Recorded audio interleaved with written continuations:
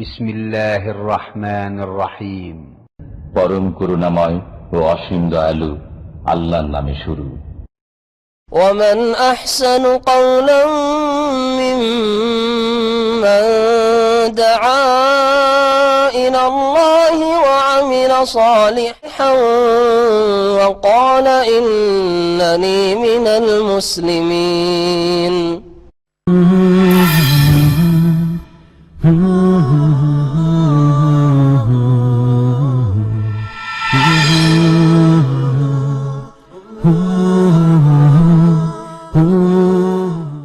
আসসালামু আলাইকুম ওয়া রাহমাতুল্লাহি ওয়া বারাকাতুহু। আলহামদুলিল্লাহি রাব্বিল আলামিন ওয়াসসালাতু ওয়াসসালামু আলা আশরাফিল আমবিয়াই ওয়াল মুরসালিন নবিয়িনা মুহাম্মদ ওয়া আলা আলিহি ওয়া সাহবিহি আজমাইন ওয়া মান তাবিআহুম বিইহসানিন ইলা ইয়াউমিদ্দিন। أما بعد فأعوذ بالله من الشيطان الرجيم. بسم الله الرحمن الرحيم. قال الله تعالى في القرآن الحكيم: قد أفلح المؤمنون الذين هم في صلاتهم خاشعون.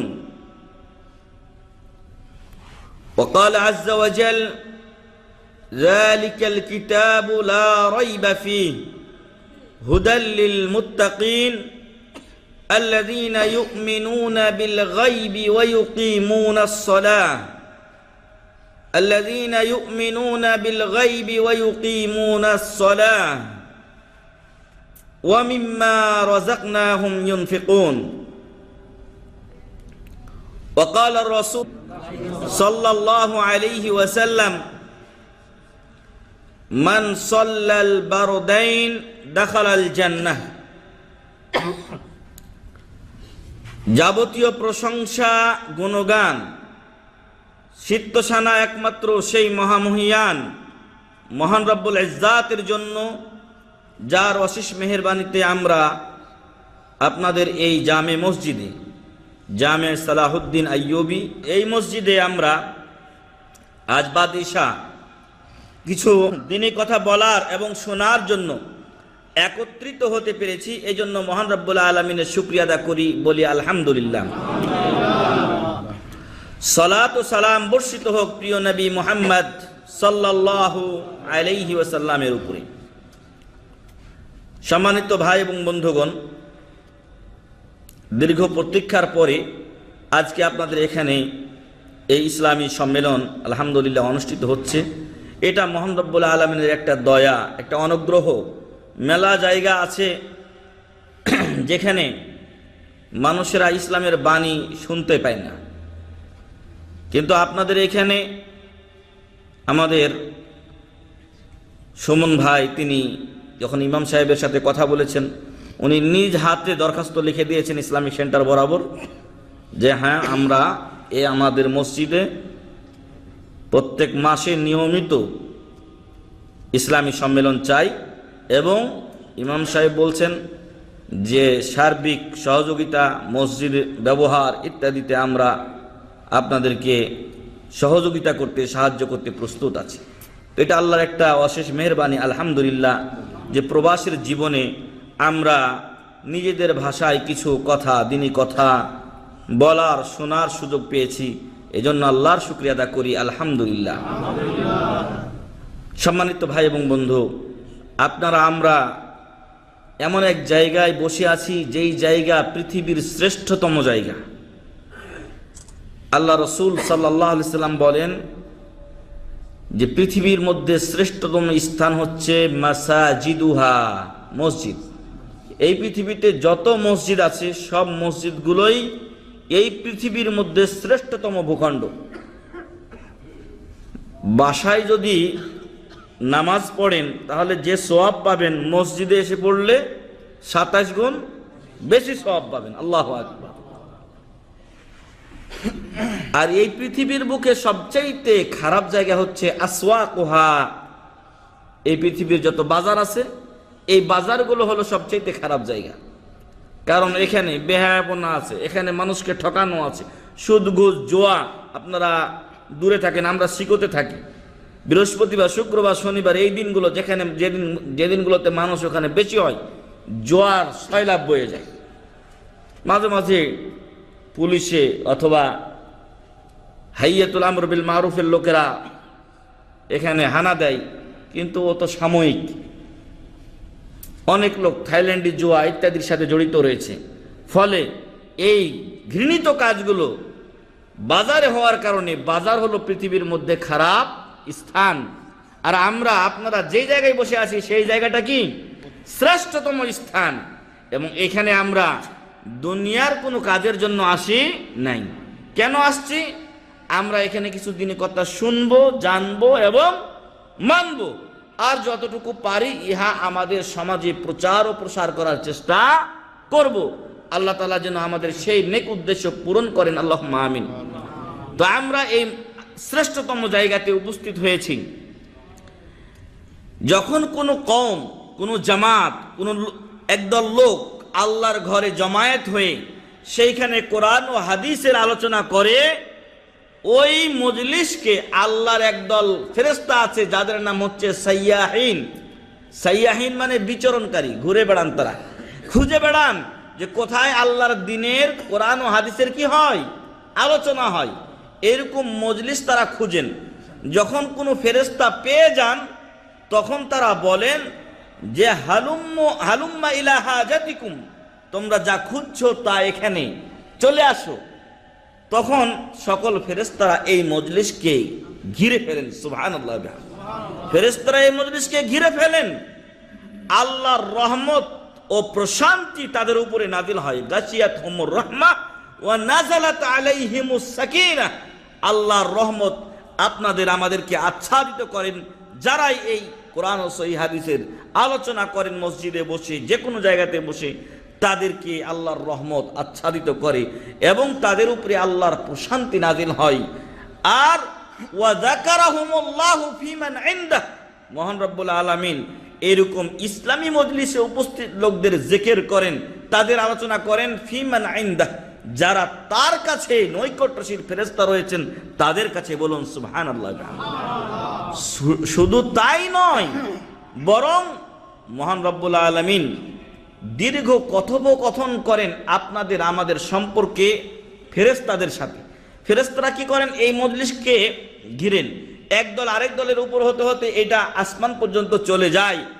আল্লাহ তাআলা এই মজলিস সম্পর্কে ফেরেশতাদের চাইতে বেশি ভালো জানেন। কিন্তু ফেরেশতারা কি করেছিলেন? আদমকে সৃষ্টি করতে নিষেধ করেছিলেন না? ইন্নী জাইলুন ফিল আরদি খলিফা, ক্বালু আতাজআলু ফিহা মান ইউফসিদু ফিহা ওয়া ইসফিকুদ দিমা ওয়া নাহনু নুসাব্বিহু বিহামদিকা ওয়া নুকদ্দিসু লাক, ক্বালা ইন্নী আ'লামু মা লা তা'লামুন। আল্লাহ তাআলা যখন বললেন যে দুনিয়াতে আমি কিছু মানুষ সৃষ্টি করতে চাই যারা আমার ইবাদত বন্দেগী করবে, মহান রব্বুল আলামিন বললেন এর আগে জিন জাতিকে এখানে পাঠানো হয়েছিল, তো তারা ফিতনা ফাসাদ সৃষ্টি করেছিল।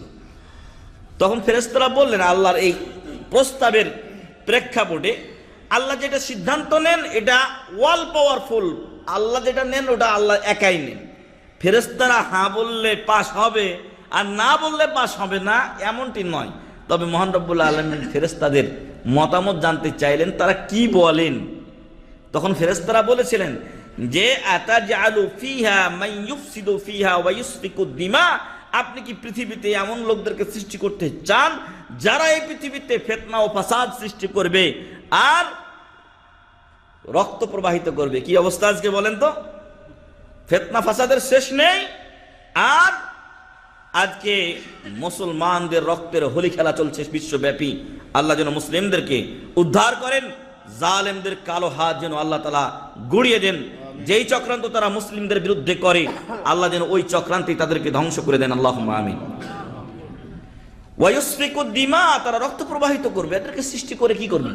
আপনার ইবাদতের দরকার। ওয়া নাহনু নুসাব্বিহু বিহামদিকা ওয়া নুকদ্দিসু লাক, আপনার পবিত্রতা, প্রশংসা এবং আপনার গুণকীর্তন করার জন্য আমরাই তো যথেষ্ট। আমরা তো কোনো সময় আপনার ইবাদতের বাইরে নেই। কি দরকার আপনার এরকম নতুন আরেক দল সৃষ্টি করা।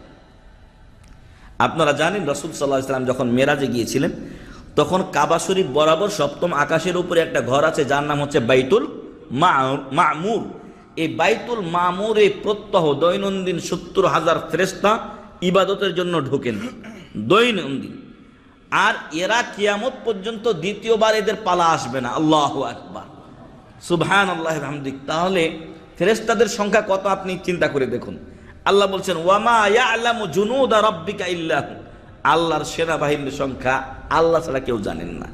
তো আল্লাহ আপনি এই মানুষকে আবার সৃষ্টি করবেন, ফিতনা ফাসাদ করবে, জিন জাতি এর আগে দুনিয়া নষ্ট করে দিয়েছে, আপনি আবার নতুন এই সমস্যা সৃষ্টি করতে যান না। এটা হলো ফেরেশতাদের কথা। তো ফেরেশতারা দ্বিমত করেছিল, তাই মহান রব্বুল আলামিন তাদেরকে দেখিয়ে দিবেন। বিশেষত ওই আরাফার ময়দানের যে সমস্ত হাজী ভাই ও বোনেরা উপস্থিত থাকেন তাদের কথাও আল্লাহ তাআলা ফেরেশতাদের কাছে উল্লেখ করে বলেন যে তোমরা আমাকে মানুষ সৃষ্টি করতে নিষেধ করেছিলে, দেখো তো এরা কত সুন্দর আমার ইবাদত বন্দেগী করছে, তারা আমার ডাকে সাড়া দিয়ে বিভিন্ন স্থান থেকে এখানে ছুটে এসেছে, আমরাও বিভিন্ন জায়গা থেকে এখানে ছুটে এসেছি।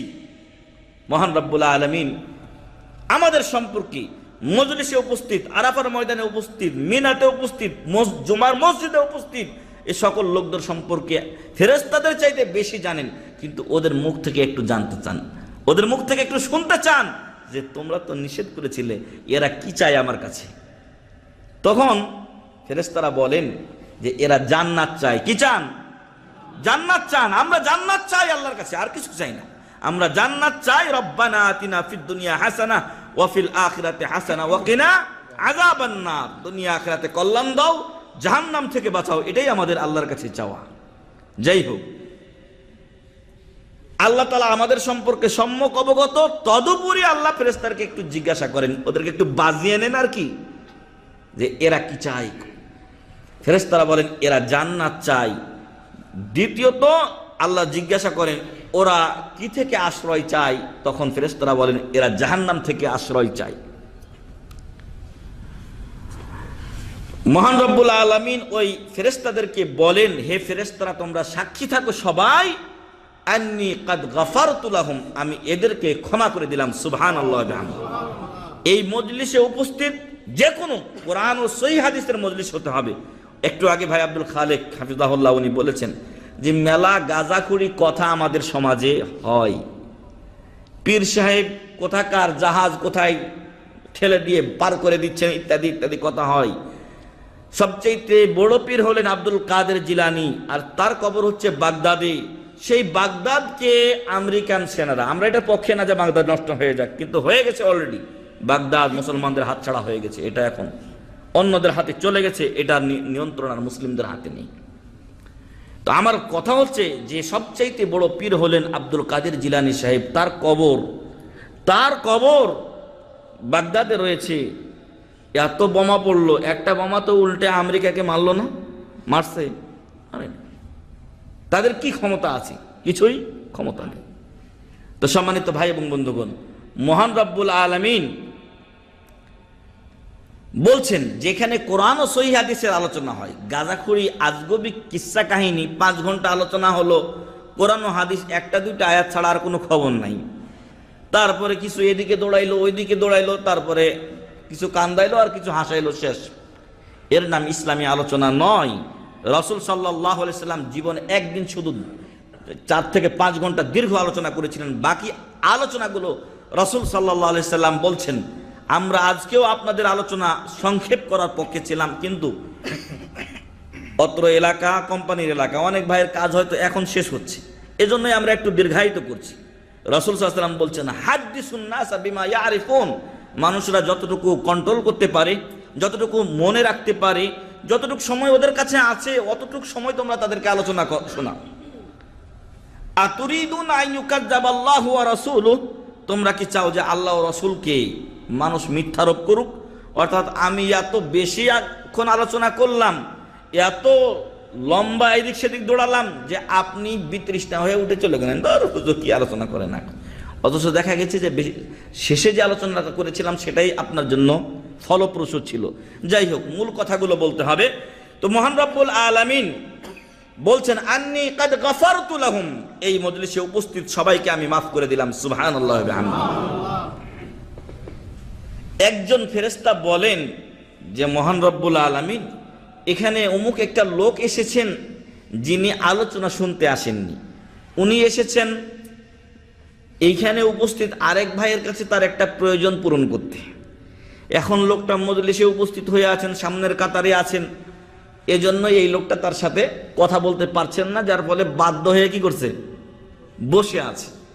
এর উদ্দেশ্য আলোচনা শোনা নয়, কি উদ্দেশ্য? প্রয়োজন পূরণ করা, তার নিজের প্রয়োজন পূরণ করা। মহান রব্বুল আলামিন বলেন না যে এই হতভাগা যেহেতু এর নিয়তটাই খারাপ, তো এরকে মাফ করার দরকার নেই, একে হতভাগাদের কাতারে শামিল করেন না। মহান রব্বুল আলামিন বলেন লা ইউশকা বিহিম জালিসুহুম, এতগুলো ভালো লোক, এদেরকে আমি মাফ করে দিলাম, আর এই একটা লোককে আমি মাফ করব না, যাও একেও আমি মাফ করে দিলাম। সুবহানাল্লাহ।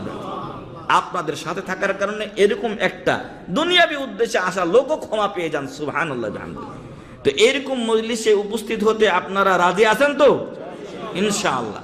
আপনারা যদি রাজি থাকেন তাহলে ভাই যেটা খবর দিয়েছেন, প্রথমে বলেছেন যে ইনশাআল্লাহ এটা মাসিক আকারে চলবে, মাসে একবার আসবেন আপনারা। আমরা এই বিদেশের মাটিতে এসেছি, এখানে যে রুজি আহরণ করি, অর্জন করি, উপার্জন করি আমরা, এটা আমাদের দেহের খোরাক যোগায়। কিসের?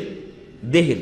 এই মাথা থেকে নিয়ে পা পর্যন্ত আমাদের যে দেহ, এই যে পেট, এই যে হাত পা নড়াচড়ার জন্য খাবার দরকার, পানির দরকার, এই শরীরটাকে ঢাকার জন্য পোশাক পরিচ্ছেদ দরকার। এজন্য আমরা দাম্মাম হলো 5000 কিলোমিটার, এই মক্কা মদিনা যদি হয়তো হইলে 6000 কিলোমিটার হয়, দাম্মাম শুরুতেই পড়ে আমাদের দিক থেকে আসতে, যার ফলে আমরা বাংলাদেশ থেকে 5000 কিলোমিটার দূরে আমরা আপনারা প্রত্যেকেই এই শরীরটার কিছু খাবার জোগাড়ের জন্য এই বিদেশে আত্মীয় স্বজন ফেলে দিয়ে পড়ে আছে। এবং কারো বেতন যদি একটু কম হয়, ওভার ডিউটি অথবা আরেকটা সাইড কিছু করার চেষ্টা আমরা করে যাই। আল্লাহ আপনাদের রুজিতে বরকত দান করুন, আল্লাহুম্মা আমিন। আল্লাহ আপনাদেরকে হালাল পথে হালাল রুজি উপার্জনের তৌফিক দান করুন, আল্লাহুম্মা আমিন।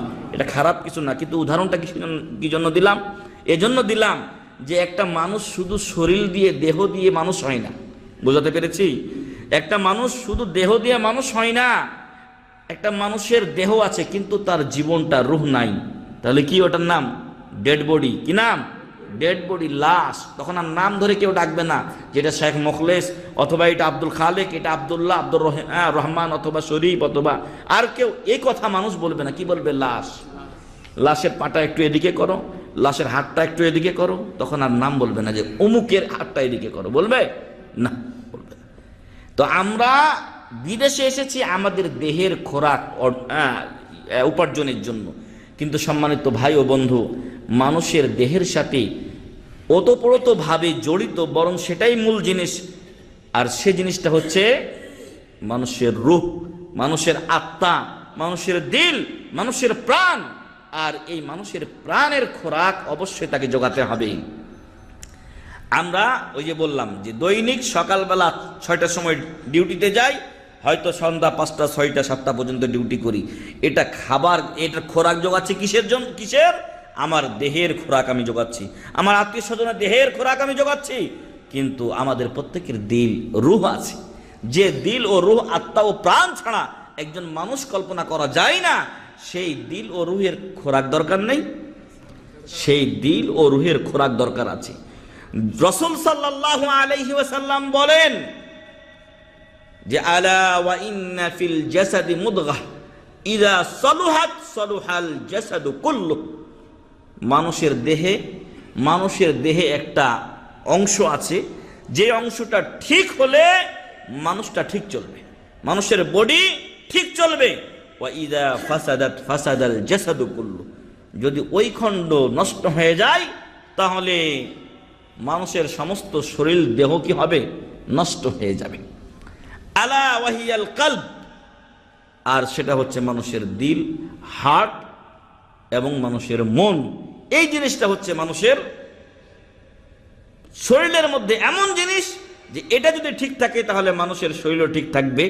আর মানুষের দিল যদি নষ্ট হয়ে যায় তাহলে ওই দেহ দিয়ে কোনো উপকার হবে না। সম্মানিত ভাই এবং বন্ধুগণ, আমাদের যে রূহ আছে, আমাদের যে দিল আছে, এই দিলের খোরাক হলো এলেম। এই দিলের খোরাক কি? এলেম ও জ্ঞান। এবং এই পৃথিবীর বুকে শ্রেষ্ঠতম জ্ঞান হচ্ছে কোরআন ও সহিহ হাদিসের জ্ঞান। কোরআন ও হাদিসের উপরে কোনো জ্ঞান নেই। কোরআন ও হাদিসের জ্ঞান অর্জন করা আমাদের জন্য ফরজ। কি ফরজ? তলাবুল ইলমি ফারিজাতুন আলা কুল্লি মুসলিম। এই হাদিস বলার অপেক্ষা রাখে না, আপনারা অনেক শুনেছেন। প্রত্যেক মুসলমানের উপরে, সে নর হোক আর নারী হোক, তার উপরে জ্ঞান অর্জন করা ফরজ। দাম্মাম ইসলামিক সেন্টার সহ সৌদি আরবের ইসলামিক সেন্টারগুলো আপনাদেরকে সে খেদমত আঞ্জাম দিচ্ছে যেটা হয়তো আপনার ছোটকালে সম্ভব হয় নাই। ছোটকালে হয়তো আপনি লেখাপড়াই করেননি। সেদিন এক ভাই আসলেন একটা মাসলা মাসাইল জানার জন্য, তাকে একটা বই দিলাম, বললাম যে ভাই এখান থেকে এটা, এখান থেকে এটা।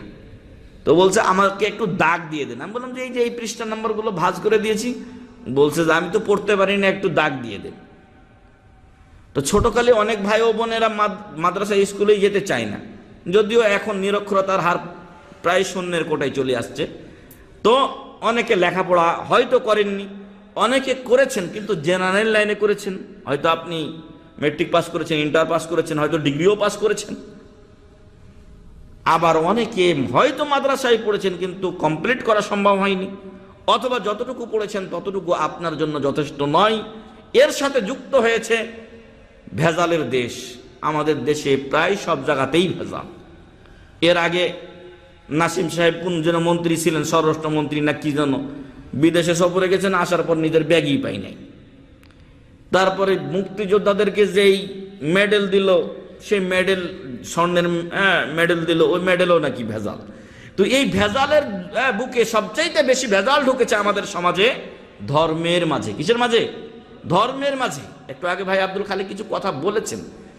আর আপনারা আমরা বড় সৌভাগ্যবান যে আমরা আমেরিকাতে নেই, আমরা ব্রিটিশে নেই, ইংল্যান্ডে নেই, আমরা ওই আপনার ইটালিতে নেই, ফ্রান্সে নেই, রাশিয়াতে নেই। আমরা আছি নবী মুহাম্মদুর রাসূলুল্লাহ সাল্লাল্লাহু আলাইহি ওয়াসাল্লামের দেশে।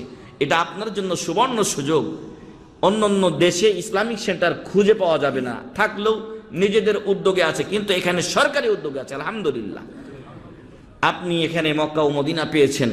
এখান থেকে আপনি যেরকম দুনিয়া উপার্জন করে নিয়ে যাবেন, আগেই বলেছি, আল্লাহ আপনাদের দুনিয়াতে বরকত দান করুন, আল্লাহুম্মা আমিন। দুনিয়া যেরকম নিয়ে যাবেন, এর আগে আপনি নিয়ে যান দিন, আপনার ধর্ম, কারণ এটা আপনার পরকালীন নাজাতের উপায়। দুনিয়াতে ভাই আমি আপনি কতদিন বাঁচবো? আপনি হয়তো অত্র এলাকাতেও শুনেছেন, আমাদের সেন্টারের সাথে সংশ্লিষ্ট বেশ কিছু ভাই, এই কিছুদিনের মধ্যে আমরা দেখলাম টকবকে যুবক সুস্থ লোক এক ভাই মদিনা থেকে মক্কা হয়ে জেদ্দা এইসব জায়গাতে যাবেন নিজের কাজের জন্য, উমিদুর রহমান ভাই রাহিমাহুল্লাহ, আল্লাহ তাকে রহম করুন, আল্লাহুম্মা আমিন। আল্লাহ তাকে জান্নাতবাসী করুন, আল্লাহুম্মা আমিন। মদিনা যাওয়ার পথে কাসিম এলাকার কাছাকাছি গাড়ি অ্যাক্সিডেন্ট করে রাতের গভীরে মরে শেষ। তো আমরা কে কদিন বাঁচবো এটা আমরা কেউ বলতে পারবো না। যে কোনো মুহূর্তে আমার জীবন চলে যেতে পারে। অহরহ এই বিদেশের জীবনে, প্রবাসীর জীবনে আমরা শুনছি যে ওই জায়গায় এক ভাই মারা গেছে। আজকে বা কালকেই এক ভাই বললেন যে মিনা পোর্ট এলাকা যেখানে আছে সেই জায়গায় এক ভাই মারা গেছেন। ভাই এই ভাই মনে হয় বললেন সম্ভবত। তো এইভাবেই আমরা প্রতিনিয়ত এই পৃথিবী থেকে, দুনিয়া থেকে বিদায় নিচ্ছি। বিদায় নিতে হবে, এটাই চিরন্তন সত্য। জন্মের চাইতে মৃত্যু সত্য। কি বলেন আপনি? জন্মের চাইতে মৃত্যু সত্য। এজন্য আল্লাহ বলছেন, আল্লাযী খালাকাল মাউতা ওয়াল হায়াতা লিয়াবলুয়াকুম আইয়ুকুম আহসানু আমালা। আল্লাহ বলছেন, আল্লাহ তো সেই জাত, সেই সত্তা যিনি খালাকাল মাউতা ওয়াল হায়াত। কিসের কথা আল্লাহ আগে বলেছেন? খালাকাল মাউতা ওয়াল হায়াত। কি বলেন? কথা বলেন না কেন? আল্লাযী খালাকাল মাউতা ওয়াল হায়াত। আল্লাহ আগে মৃত্যুর কথা বলেছেন, তারপরে জীবনের কথা বলেছেন। এই পৃথিবীতে কে আসবে সেটা আল্লাহ ছাড়া কেউ জানেন না, কিন্তু যেই আসবে তাকে কি করতে হবে? কুল্লু নাফসিন যায়কাতুল মউত। তাকে মৃত্যুর স্বাদ গ্রহণ করতেই হবে, কোনো উপায় নেই। সে আপনি বড় আল্লামাতুদ্দাহার হন, আর আপনি রাস্তার কোনো পরিষ্কার কর্মী হন, আর আপনি ডাক্তার হন। কত ডাক্তার কত ক্যান্সারের কত কিসের চিকিৎসা করছে, কিন্তু লাস্টে ওই ডাক্তারই ক্যান্সারে মরে যাচ্ছে। কি কন? তো এই জন্য সম্মানিত ভাই এবং বন্ধু, এই পৃথিবী ছেড়ে যেতেই হবে। আর আসল ঠিকানা হচ্ছে কি? পরকাল। আসল ঠিকানা হচ্ছে পরকাল। আর সেই পরকালের পাথেও যে ব্যক্তি এই দুনিয়া থেকে নিয়ে যেতে পারলো না, সেই ব্যক্তির মতো হতভাগা আর কেউ নেই। যেই ব্যক্তি এই পৃথিবী থেকে পরকালের নাজাতের পাথেও পুঁজি নিয়ে যেতে পারলো না, তার মতো হতভাগা আর কেউ নেই। উদাহরণ, আমরা বিদেশে এসেছি, বিদেশে আসার পর যদি শূন্য হাতে কেউ বিদেশ থেকে ফিরে যায়, তাহলে মানুষ তাকে, গ্রামের লোক, এলাকার লোক তাকে বলবে খুব বুদ্ধিমান লোক, নাকি খুব চালাক লোক বলবে না? বলবে যে এই লোকটা কি অকর্মা লোক, বিদেশে গেল 5 লাখ টাকা 8 লাখ টাকা খরচ করে। আমাদের দেশের ভিসার মূল্য তো আবার আকাশচুম্বী। আল্লাহ যেন আমাদের দেশের লোকগুলোকে হেদায়েত দান করে, আল্লাহুম্মা আমিন। আমি জানি না কেমনে এত ভিসার দাম বাড়ে। এখন আমাদের শায়েখ খাসের ভিসা খোলা আছে, এরপরও সেদিন এক ভাইকে বলতে শুনছি যে একটা ভিসা কিনতেছে 22,000 রিয়াল দিয়ে। আমরা এটা বৃদ্ধি করে দিয়েছি। তো 1 লোক 5 লাখ 8 লাখ 10 লাখ টাকা খরচ করে আসার পরে কয়দিন পরে যদি ব্যাগ যায়, তাহলে মানুষ তাকে কি বলবে? বোকা বলবে। অথচ বাংলাদেশে গেলে, ফিরে গেলে যে লোকটা খেতে পাবে না এমনটি নয়। হতে পারে যে আল্লাহ তাআলা এই দেশে থাকার চাইতে বাংলাদেশে তাকে রুজি বেশি দিতে পারেন। সে দেশে ফিরে গেলে মরে যাবে এমনটি নয়। কিন্তু কেউ যদি এই দুনিয়া থেকে শূন্য হাতে পরকালে যায়, তাহলে তার আর কোনো উপায় নেই। কারণ পরকালে দ্বিতীয় কোনো চান্স নেই। সৌদি আরব থেকে, অন্য দেশ থেকে আপনি দেশে ব্যাগ গেছেন, দেশে কিছু একটা করে খেতে পারেন, ব্যবসা বাণিজ্য বলেন, কোনো চাকরি বাকরি বলেন, যেটাই বলেন না কেন আপনি। কিন্তু পরকালে যদি একবার মিস হয়ে যায়, তাহলে আর ঘুরে দাঁড়ানোর কোনো সুযোগ নেই। এই জন্য সম্মানিত ভাই এবং বন্ধু, মৃত্যুটা আগে। আল্লাযী খালাকাল মাউতা ওয়াল হায়াত লিয়াবলুয়াকুম আইয়ুকুম আহসানু আমালা, যাতে মহান রব্বুল আলামিন আমাদেরকে পরীক্ষা করেন যে আমাদের মধ্যে সবচাইতে বেশি ভালো আমলকারী কি। এখানে বলা হয়নি বেশি আমলকারী কি। ভাই আব্দুল খালেক বলেছেন যে নামাজ পড়তে পড়তে আমার কপালে দাগ হয়েছে, তাহাজ্জুদ আমি পড়েছি সারা রাত। 3 ব্যক্তির ঘটনা বলেছেন না উনি? সারা রাত আমি তাহাজ্জুদ পড়েছি, বড় দাড়ি রেখেছি, আলখাল্লা আছে আমার, বড় জুব্বা পড়েছি, কিন্তু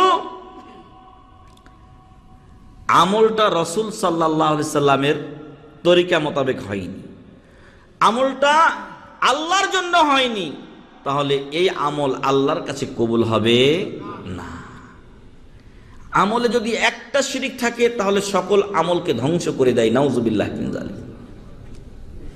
তো আল্লাহ বললেন আইয়ুকুম আহসানু আমালা, তোমাদের মধ্যে সবচাইতে বেশি ভালো আমলকারী কি। ভালো আমল সেটাই যেটা একমাত্র আল্লাহর জন্য হবে, এবং হবে কার তরিকায়? নবী মুহাম্মদুর রাসূলুল্লাহ সাল্লাল্লাহু আলাইহি ওয়াসাল্লামের তরিকায়। তো সম্মানিত উপস্থিতি, আল্লাহ তাআলা জীবন মৃত্যু সৃষ্টি করেছেন আমাদেরকে পরীক্ষার জন্য, আমরা ভালো আমল করি কি না। এজন্যই আল্লাহ আমাদেরকে পৃথিবীতে পাঠিয়েছেন।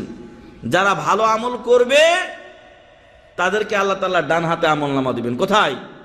ডান হাতে আমলনামা দেবেন। আল্লাহ সূরা হাক্কার মধ্যে বলছেন, فَأَمَّا مَنْ أُوتِيَ كِتَابَهُ بِيَمِينِهِ فَأَمَّا مَنْ أُوتِيَ كِتَابَهُ بِيَمِينِهِ, যাকে তার আমলনামা ডান হাতে দেওয়া হবে, যাকে তার আমলনামা ডান হাতে দেওয়া হবে, فَيَقُولُ هَاؤُمُ اقْرَءُوا كِتَابِيَهْ, যদি রেজাল্ট ভালো হয়, পোলাপান কি করে? খুশিতে আত্মহারা।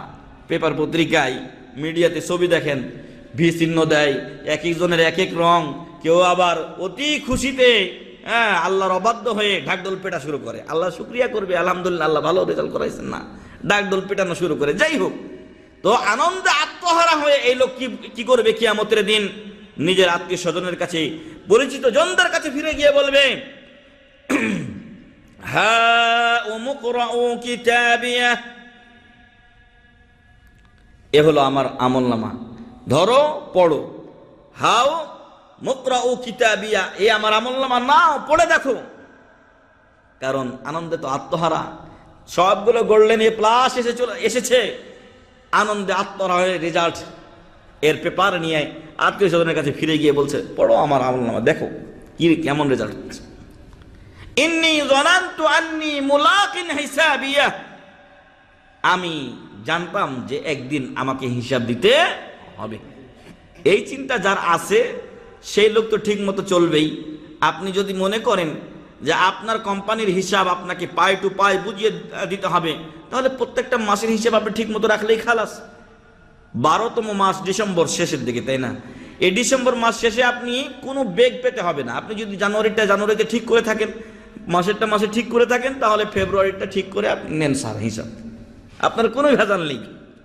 কিন্তু যেই লোক হিসাব ঠিক মতো করেনি, তারপরে টাকা পয়সা 6-9 করছে, যখন যেটা ইচ্ছা হয়েছে ভাঙছে, তাহলে বছর শেষে গিয়ে দেখা যাবে যে ওর টাকার কোনো হিসাব মিলবে না।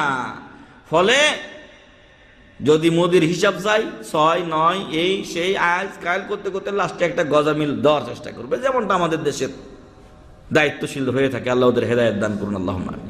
তো যে কথা বলছিলাম, এই লোক বলবে ইন্নী যানানতু আন্নী মুলাকিন হিসাবিয়া, আমি জানতাম যে আমাকে একদিন হিসাব দিতে হবে, তাই আমি ভালো আমল করেছিলাম। আল্লাহ বলছেন ফাহুয়া ফি ঈশাতির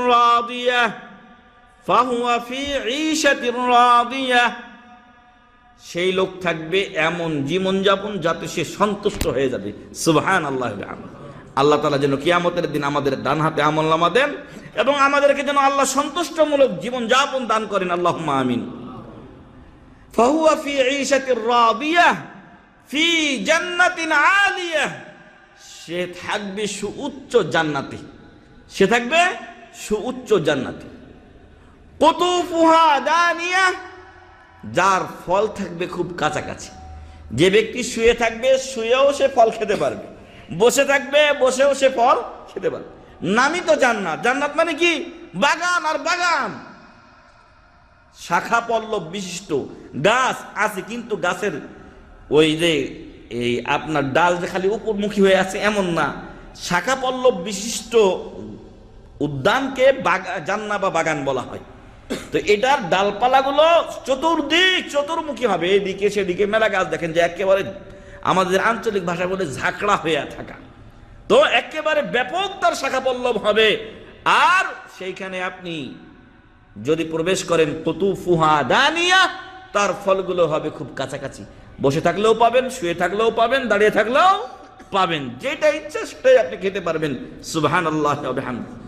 কুতুফুহা দানিয়া, তাদেরকে বলা হবে আল্লাহর পক্ষ থেকে কুলু ওয়াশরাবু হানিআম বিমা আসলাফতুম ফিল আইয়ামিল খালিয়া।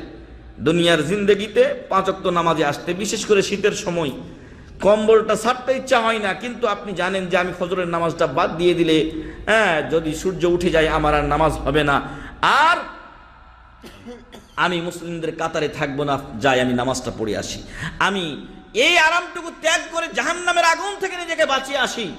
তাই আপনি কষ্ট হলেও, মন না চাইলেও আপনি কম্বল ত্যাগ করে দিয়ে আপনি ফজরের জামাতে কি হন? হাজির হন। আপনি যে এত কষ্ট করে ফজরের জামাতে এসেছেন, আপনার আরো 5 বন্ধু আছে, ওই 5 বন্ধু নামাজের সময় বসে বসে বিড়ি খায়, সিগারেট টানে, কিন্তু আপনি মসজিদে এসে ওই টাইমে নামাজ পড়ে যান। আপনি যে আসলেন, আপনি যে ওযু করলেন, আপনি যে নামাজ পড়লেন, 10 মিনিট 20 মিনিট টাইম আপনি আল্লাহ রাস্তায় ব্যয় করলেন, আপনি কি মনে করেন এটা আপনার বৃথা যাবে? না, এটা বৃথা যাওয়ার নয়। আল্লাহ কোরআনে বলছেন ফামান ইয়ামাল মিসকালা যাররাতিন খায়রান ইয়ারাহ, যারা যারা পরিমাণ ভালো আমল করবে তারা কিয়ামতের দিন সেটা তাদের আমলনামায় দেখতে পাবে। ওয়ামান ইয়ামাল মিসকালা যাররাতিন শাররান ইয়ারাহ, আর যারা যারা পরিমাণ খারাপ আমল করবে সেটাও তারা দেখতে পাবে। যে বসে সিগারেট পান করছে, ধূমপান করছে, সেটাও সেও পাবে, আর আপনি এসে নামাজ পড়লেন আপনারটাও আপনি পাবেন। আল্লাহ কিয়ামতের দিন বলবেন কুলু ওয়াশরাবু হানিয়াম বিমা আসলাফতুম ফিল আইয়ামিল খালিয়া।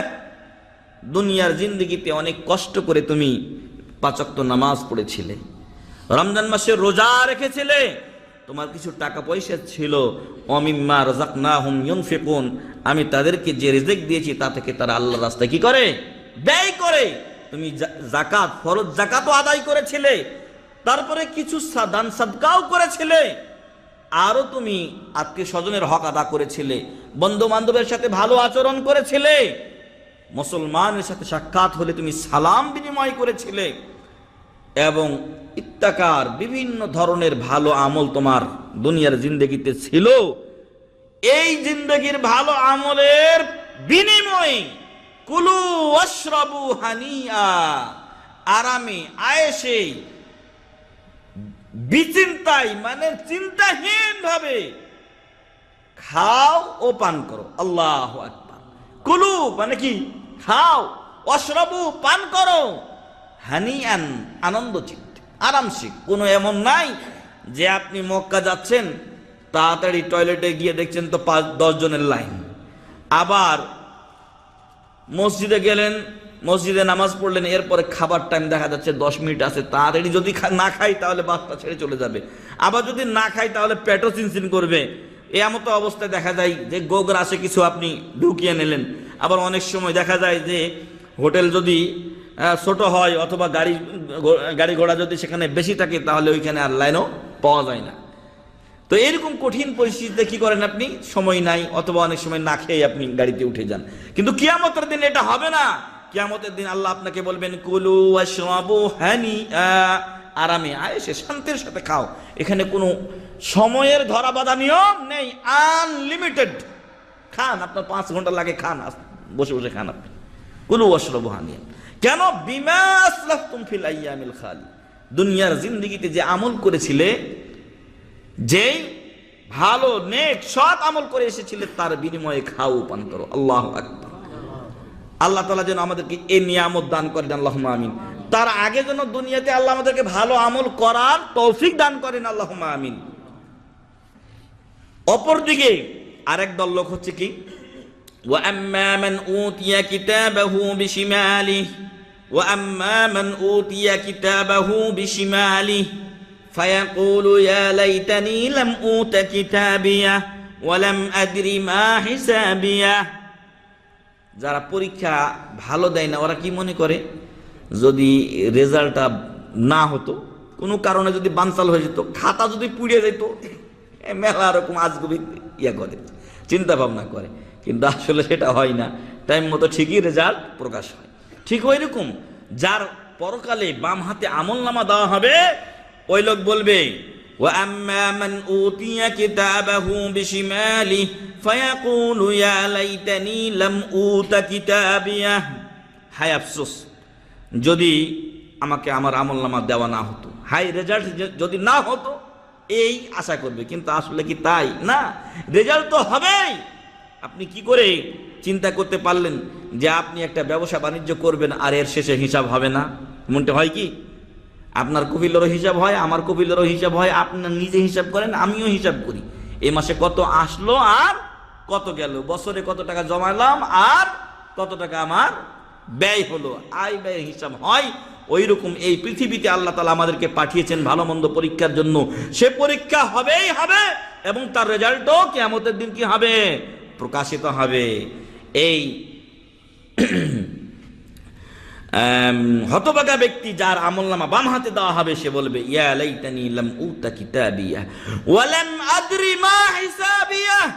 আর আমি যদি জানতে না পারতাম যে আমার হিসাব কি, জানার দরকার নাই। আজ বাম হাতে আমলনামা পাইছি, জাহান্নামে যেতে হবে, এই আমলনামার দরকার ছিল না আমার। ইয়া লাইতাহা কানাতিল কাদিয়া, হায় আফসোস, ইয়া লাইতাহা কানাতিল কাদিয়া, হায় আফসোস যদি দুনিয়ার জিন্দেগি আমার শেষ জিন্দেগি হতো। হায় আফসোস, দুনিয়ার জিন্দেগি যদি আমার কি হতো? শেষ জিন্দেগি হতো। ইয়া লাইতাহা কানাতিল কাদিয়া মা আগনা আন্নি মালিয়া, ইয়া লাইতাহা কানাতিল কাদিয়া, হায় আফসোস যদি দুনিয়ার জিন্দেগি শেষ হয়ে যেত, আজকে পরকালে যদি হিসাব না হতো তাহলে কতই না চমৎকার হতো। আজকে আবার আরেক ভেজালে পড়লাম যে এই হিসাব নিকাশের দিনে আমি ফেল পড়ে গেলাম। আমি আগে বলেছি যে দুনিয়াতে যদি আপনি ফেল পড়েন, দুনিয়ার জিন্দেগি উপার্জনে চান্স আছে যে আগের চাইতে আপনি ভালো করবেন, রিটার্ন করতে পারবেন, কিন্তু পরকালে এই চান্স নেই। সেই লোক বলবে ইয়া লাইতাহা কানাতিল কাদিয়া মা আগনা আন্নি মালিয়া, আমার যে সম্পদ ছিল দুনিয়াতে, অঢেল সম্পদ আমাদের দেশের, মা আগনা আন্নি মালিয়া, দুনিয়াতে অঢেল সম্পদ ছিল। বলছিলাম আমাদের দেশে এই শেষ কয়েক বছরে কোটিপতির সংখ্যা অনেক বেড়ে গেছে, দুর্নীতিবাজদের তালিকা লম্বা হয়েছে, এবং সেই তালিকাতে দেখা গেছে যে অসংখ্য মানুষেরা কোটি কোটি ডলার বিদেশে পাচার করেছে, সুইচ ব্যাংক নামক ব্যাংকে জমা রেখেছে। এই লোকেরা এই অর্থ তো একটা হারাম পন্থায় উপার্জন করেছে, এর সাথে যুক্ত হবে কিয়ামতের দিন এরা কোনো আমল এই দুনিয়াতে করে নাই। ফলে এই সমস্ত লোকেরা কিয়ামতের দিন বলবে মা আগুনা আন্নি মালিয়া, আমার দুনিয়াতে যে অঢেল সম্পদ ছিল আজকে আমার কোনো উপকারে আসলো না। মা আগুনা আন্নি মালিয়া। টাকা দিয়ে জান্নাত কেনা যায় কখন? যদি আপনি দুনিয়াতে থাকেন। টাকা দিয়ে জান্নাত কেনা যায় কখন? যদি আপনি দুনিয়াতে থাকেন। দুনিয়াতে থাকা অবস্থায় আপনার সম্পদ হালাল পথে উপার্জন করেছেন, এবং যেই সকল কাজ করলে, যেই সকল পথে টাকা ব্যয় করলে জান্নাত পাওয়া যায়, সেই সকল পথে আপনি টাকা পয়সা কি করেছেন? ব্যয় করেছেন। তাহলে আপনি এই টাকা দিয়ে পরকালে জান্নাত পেতে পারেন ইনশাআল্লাহ। উদাহরণ আপনাদেরকে বলি, কিয়ামতের দিন মহান রব্বুল আলামিন সাবআতুন ইউযিল্লুহুমুল্লাহু ফি যিল্লি ইয়াওমা লা যিল্লা ইল্লা যিল্লুহ, কিয়ামতের দিন 7 প্রকার লোককে আল্লাহ আরশের ছায়ার নিচে কি দেবেন? স্থান দেবেন, স্থান দেবেন। সেই দিন মানুষের কি অবস্থা হবে সেটা এক লম্বা বিষয়। যার যতটুকু পরিমাণ গুনাহ হবে সে ততটুকু পরিমাণ ঘামে নিমজ্জিত থাকবে। কারো থাকবে টাকনো, কারো থাকবে হাঁটু, কারো থাকবে রান, কারো কোমর, কারো নাভি, কারো বুক, কারো মুখ, কারো একেবারে সাতরাতে থাকবে। আল্লাহ যেন সেদিন তার আরশের ছায়ায় আমাদেরকে স্থান করে দেন, আল্লাহুম্মা আমিন। তো বলছিলাম সেই দিন সূর্যটা থাকবে মাথার 1 থেকে 2 মাইল উপরে। এখন কত কোটি মাইল উপরে, তারপরও আমাদের অবস্থা কেরোসিন হয়ে যায় প্রচন্ড রৌদ্রের সময়। আপনারা বাইরে কাজ করেন, আপনারা আমাদের চাইতে বেশি বোঝেন এবং ভুক্তভোগী আপনারা। আল্লাহ আপনাদেরকে সহযোগিতা করুন, আল্লাহুম্মা আমিন। আমার বলার বিষয় ছিল যে ওই 7 প্রকার লোকের মধ্যে এক প্রকার লোক হচ্ছে ওয়া রাজুলুন তাসাদ্দাকা বিসাদাকাতিন, ওয়া রাজুলুন তাসাদ্দাকা বিসাদাকাতিন ফাখফাহা হাত্তা লা তা'লামা শিমালু মা তুনফিকু ইয়ামিনু। আল্লাহ ওই আরশের ছায়ার নিচে কিয়ামতের দিন ওই ব্যক্তি 7 ব্যক্তিকে যে স্থান দেবেন তার একজন হলেন এমন গোপনে দান করে, কোন লোককে দেখানোর জন্য নয়। আমার বাড়ি দিনাজপুর ঠাকুরগাঁও। গত 2 বছর আগে মনে হয় রংপুরে এক লোক জাকাতের শাড়ি বিতরণের এলান করে, এবং জাকাতের শাড়ি নেওয়ার জন্য যারা যায় তাদের মধ্যে 20 জন বা 25 জন লোক পদপৃষ্ট হয়ে মারা যায়, নাউজুবিল্লাহ মিন যালিক। কেন আপনাকে এলান করতে হবে? কেন আপনাকে শাড়ি দিতে হবে? আমি গরিব, আমার হতে পারে চাউলের দরকার, আপনি আমাকে শাড়ি দিলেন, কিভাবে আমি চলবো? বুঝাতে পেরেছি? আপনার টাকার জাকাত বের হয়েছে, আপনি গোপনের টাকা পৌঁছে দিন। গরিবের কি দরকার ও নিজে ভালো বোঝে, কিন্তু আসলে কি সরিষার মধ্যে ভূত। সরিষার মধ্যে ভূত কেমন? জাকাত দেওয়া এটা পেপারে প্রচার করবে, আর এর মাধ্যমে সরকারকে একটা বড় ট্যাক্স ফাঁকি দেওয়ারও চিন্তা ভাবনা অনেকের থাকে।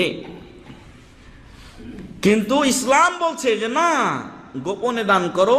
ডান হাতে কি দান করলে বাম হাত জানতে যেন না পারে। তাহলে আপনার দুনিয়ার টাকা যদি আপনি এই সুন্দরভাবে আল্লাহর সন্তুষ্টির জন্য ব্যয় করে থাকেন, কিয়ামতের দিন আরশের ছায়ার নিচে স্থান পাবেন। এর মানে ইনশাআল্লাহ আপনি কোথায় যাবেন? জান্নাতে যাবেন। আল্লাহ তাআলা যেন আমাদেরকে জান্নাতি করেন, আল্লাহুম্মা আমিন। এরপরে বলবো, আপনারা ওসমান গানি রাদিয়াল্লাহু আনহু তাকে চিনেন তো না? রাসূল সাল্লাল্লাহু আলাইহি সাল্লামের 2 মেয়ের জামাতা, এক মেয়েকে বিয়ে করেছিলেন, মারা গেলেন, আরেক মেয়ে তাকে দিলেন। সুবহানাল্লাহ। এই জন্য তাকে বলা হয় যুন্নুরাইন। কি বলা হয়? যুন্নুরাইন, দুই নূরের অধিকারী। রাসূল সাল্লাল্লাহু আলাইহি ওয়াসাল্লামের কলিজার টুকরা দুজন মেয়েকে তিনি বিয়ে করেছিলেন। রাসূল সাল্লাল্লাহু আলাইহি ওয়াসাল্লামের দ্বিতীয় মেয়ে মারা গেলে তিনি বলেছিলেন, যদি আমার আরেকটা মেয়ে থাকতো তাহলে তাকেও দিতাম। সুবহানাল্লাহ। আর এই লোকটি ওয়াঢেল সম্পদের মালিক আল্লাহ তাকে করেছিলেন। এই জন্য নামের সাথে লেগে গেছে কি? গানি, ওসমান গানি রাদিয়াল্লাহু আনহু। সেই ওসমান গানি রাদিয়াল্লাহু আনহু, জাইশুল উসরা, কঠিন যুদ্ধ যখন হয়েছিল, ওই সময় মুসলমানদের দুর্ভিক্ষ চলছিল, টাকা পয়সা ছিল না, কিন্তু জিহাদের ময়দানে যেতেই হবে, নতুবা কাফেররা হয়তো ইসলামকে নিশ্চিহ্ন করে দেওয়ার পায়তারা করছে। ওই সময় আল্লাহ রাসূল সাল্লাল্লাহু আলাইহি সাল্লাম বারবার উদ্বুদ্ধ করলেন সাহাবাদেরকে, তোমরা দান করো, তোমরা দান করো, দান করো। যার যা জুটে ছিল তারা তাই দান করেছিলেন। কিন্তু ওসমান রাদিয়াল্লাহু আনহু তিনি 300 মুজাহিদকে তাদের ঘোড়ার জিন, ঘোড়ার তরবারি যা লাগে সব প্রস্তুত করে দিয়েছিলেন। এরপরও ওসমান রাদিয়াল্লাহু আনহু শুনলেন রাসূল সাল্লাল্লাহু আলাইহি ওয়াসাল্লাম বলছেন আরো দান করো। তুমি তো 300 করলে, আরো যে হাজার হাজার সৈন্য রয়ে গেছে তাদেরকে দেবে, এজন্য উনি বারবার বলছিলেন। এরপর ওসমান রাদিয়াল্লাহু আনহু 1000 দিনার স্বর্ণ মুদ্রা নিয়ে এসে রাসূল সাল্লাল্লাহু আলাইহি ওয়াসাল্লামের কোসা, বলেন তো, হ্যাঁ, কাপড় পরে থাকলে লুঙ্গির যে কোসা হয়, জুব্বার যে কোসা হয়, আপনারা যেভাবে বসে আছেন আপনাদের এটাকে কোসা বলা হয়, তো এই কোসার মধ্যে ঢেলে দিলেন, দিয়ে চলে গেলেন। বর্ণনাকারী রাবী বলছেন যে আমি রাসূল সাল্লাল্লাহু আলাইহি সাল্লামকে দেখলাম, তিনি ওই দিনারগুলো, স্বর্ণ মুদ্রাগুলো নিজের হাতে নাড়াচাড়া করছেন আর বলছেন, মা দাররা উসমানু মা ফাআলা বা'দাল ইয়াউম, আজকের পরে ওসমান রাদিয়াল্লাহু আনহু যাই করুক না কেন তার কোনো ক্ষতি হবে না। সুবহানাল্লাহ। টাকা ছিল, কিন্তু টাকা দিয়ে কি করেছেন? জান্নাত করে নিয়েছেন। একে তো আশরায়ে মুবাশশারা, 10 জন জান্নাতের সুসংবাদ প্রাপ্ত সাহাবীদের একজন ওসমান রাদিয়াল্লাহু আনহু। আবার এইখানে তাকে জান্নাতের সুসংবাদ দেওয়া হলো যে আজকের পরে সে যে আমলই করুক না কেন তার কোনো ক্ষতি নেই, সে জান্নাতি। সুবহানাল্লাহ। এরপরে মদিনায় একজন ইহুদি ছিল, তার একটা কুয়া ছিল। এই কুয়াতে ওসমান রাদিয়াল্লাহু আনহুর একটা অংশ ছিল। তো এই ইহুদি যেদিন তার পালি হতো সেদিন মুসলমানদের উপরে সংকীর্ণ করে দিত, সেদিন মুসলমানদের সাথে ভালো ব্যবহার করতো না। ওই দিন মুসলমানরা পানি নিতে পারতো না, অনেক কষ্ট হতো। তখন রাসূল সাল্লাল্লাহু আলাইহি সাল্লাম বললেন যে ওসমান রাদিয়াল্লাহু আনহুর যে অর্ধেক ছিল সেটা তিনি মুসলমানদের জন্য দান অলরেডি করেই রেখেছিলেন।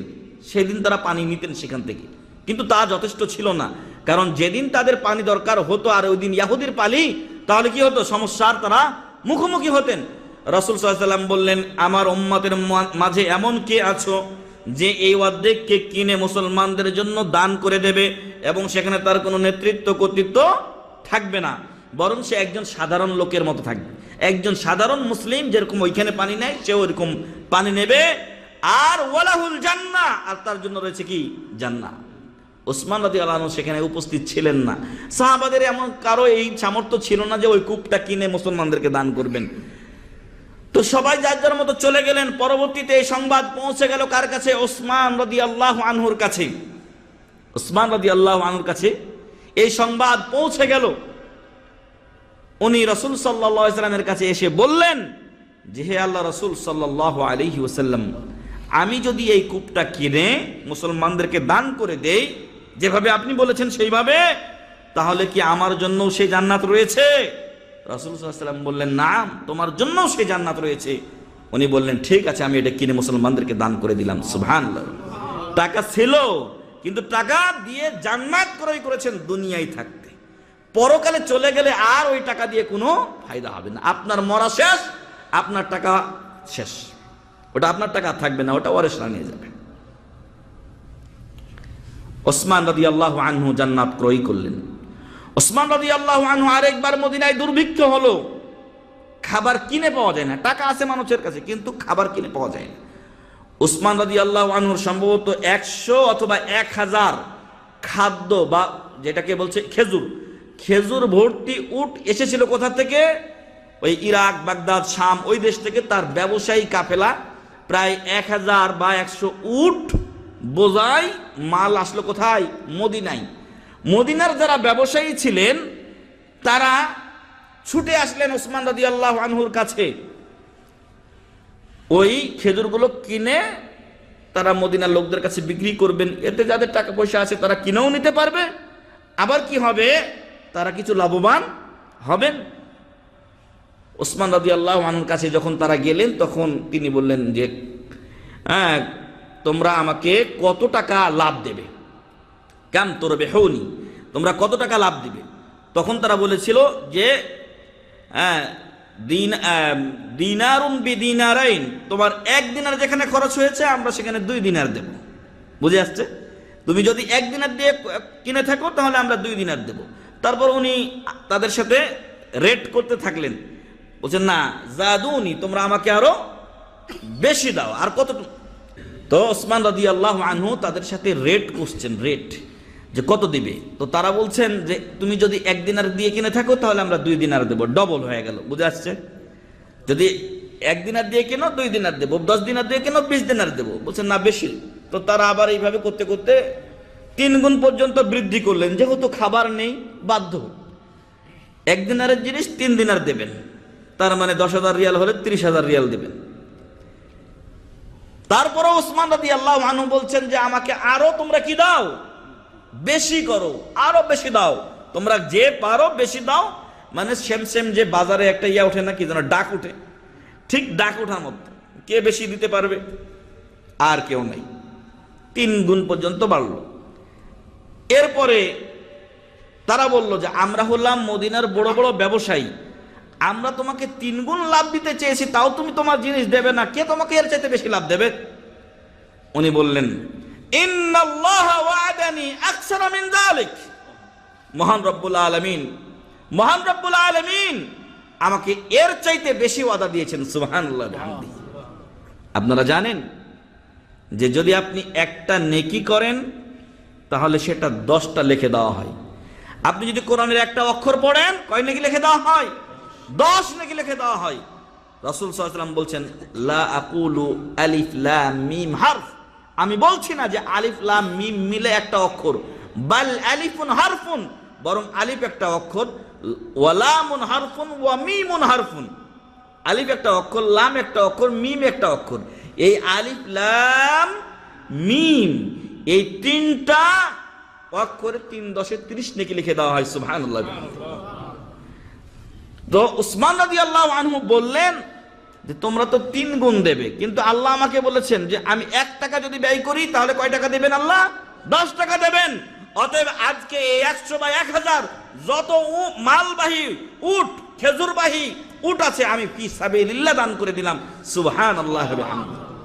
আপনার টাকা পয়সা আছে, বখিলতা থেকে কিছুটা বের হয়ে এসে আল্লাহর রাস্তায় আপনার এলাকার, আপনার গ্রামের, আপনার নিকটাত্মীয়দের মধ্যে, খাস করে যারা নামাজ রোজা করে, দিনদার পরহেজগার গরিব মানুষ, তাদের মাঝে আপনি কিছু ব্যয় করার চেষ্টা করুন। ইনশাআল্লাহ হতে পারে আপনার 5 টাকা, আপনার 5 রিয়াল তার বড় উপকারে আসবে এবং প্রাণ খুলে আপনার জন্য দোয়া করবে। দুনিয়া ও আখিরাতের বিপদ থেকে আপনি উদ্ধার পেয়ে যাবেন। আর মনে রাখবেন, একজন মুসলমানের জন্য আরেকজন মুসলমানের অনুপস্থিতির দোয়াটাই সবচেয়ে বড় কবুল হয়।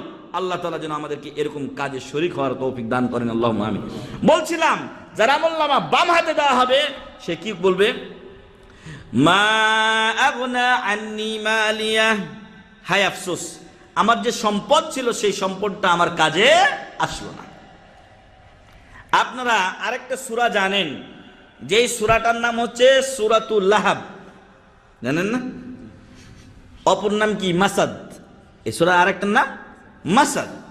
আল্লাহ তাআলা এখানে আবু লাহাবের কথা উল্লেখ করেছেন। সেখানেও বলা হয়েছে মা আগনা আনহু মালুহু ওয়া মা কাসাব, তার সম্পদ আর তার সন্তান সন্ততি তার কোনো উপকারে আসে নাই, জাহান্নামী। আবু লাহাব জাহান্নামী। ওইরকম যারা বাম হাতে আমলনামা দেওয়া হবে সে বলবে মা আগনা আন্নি মালিয়া, আজকের দিনে আমার সব দুনিয়ার কোটি কোটি টাকার সম্পদ সুইস ব্যাংকে জমা রাখা সম্পদ কোনো উপকারে আসলো না। আরে ভাই, এরা দেশদ্রোহীদের বিচার করে।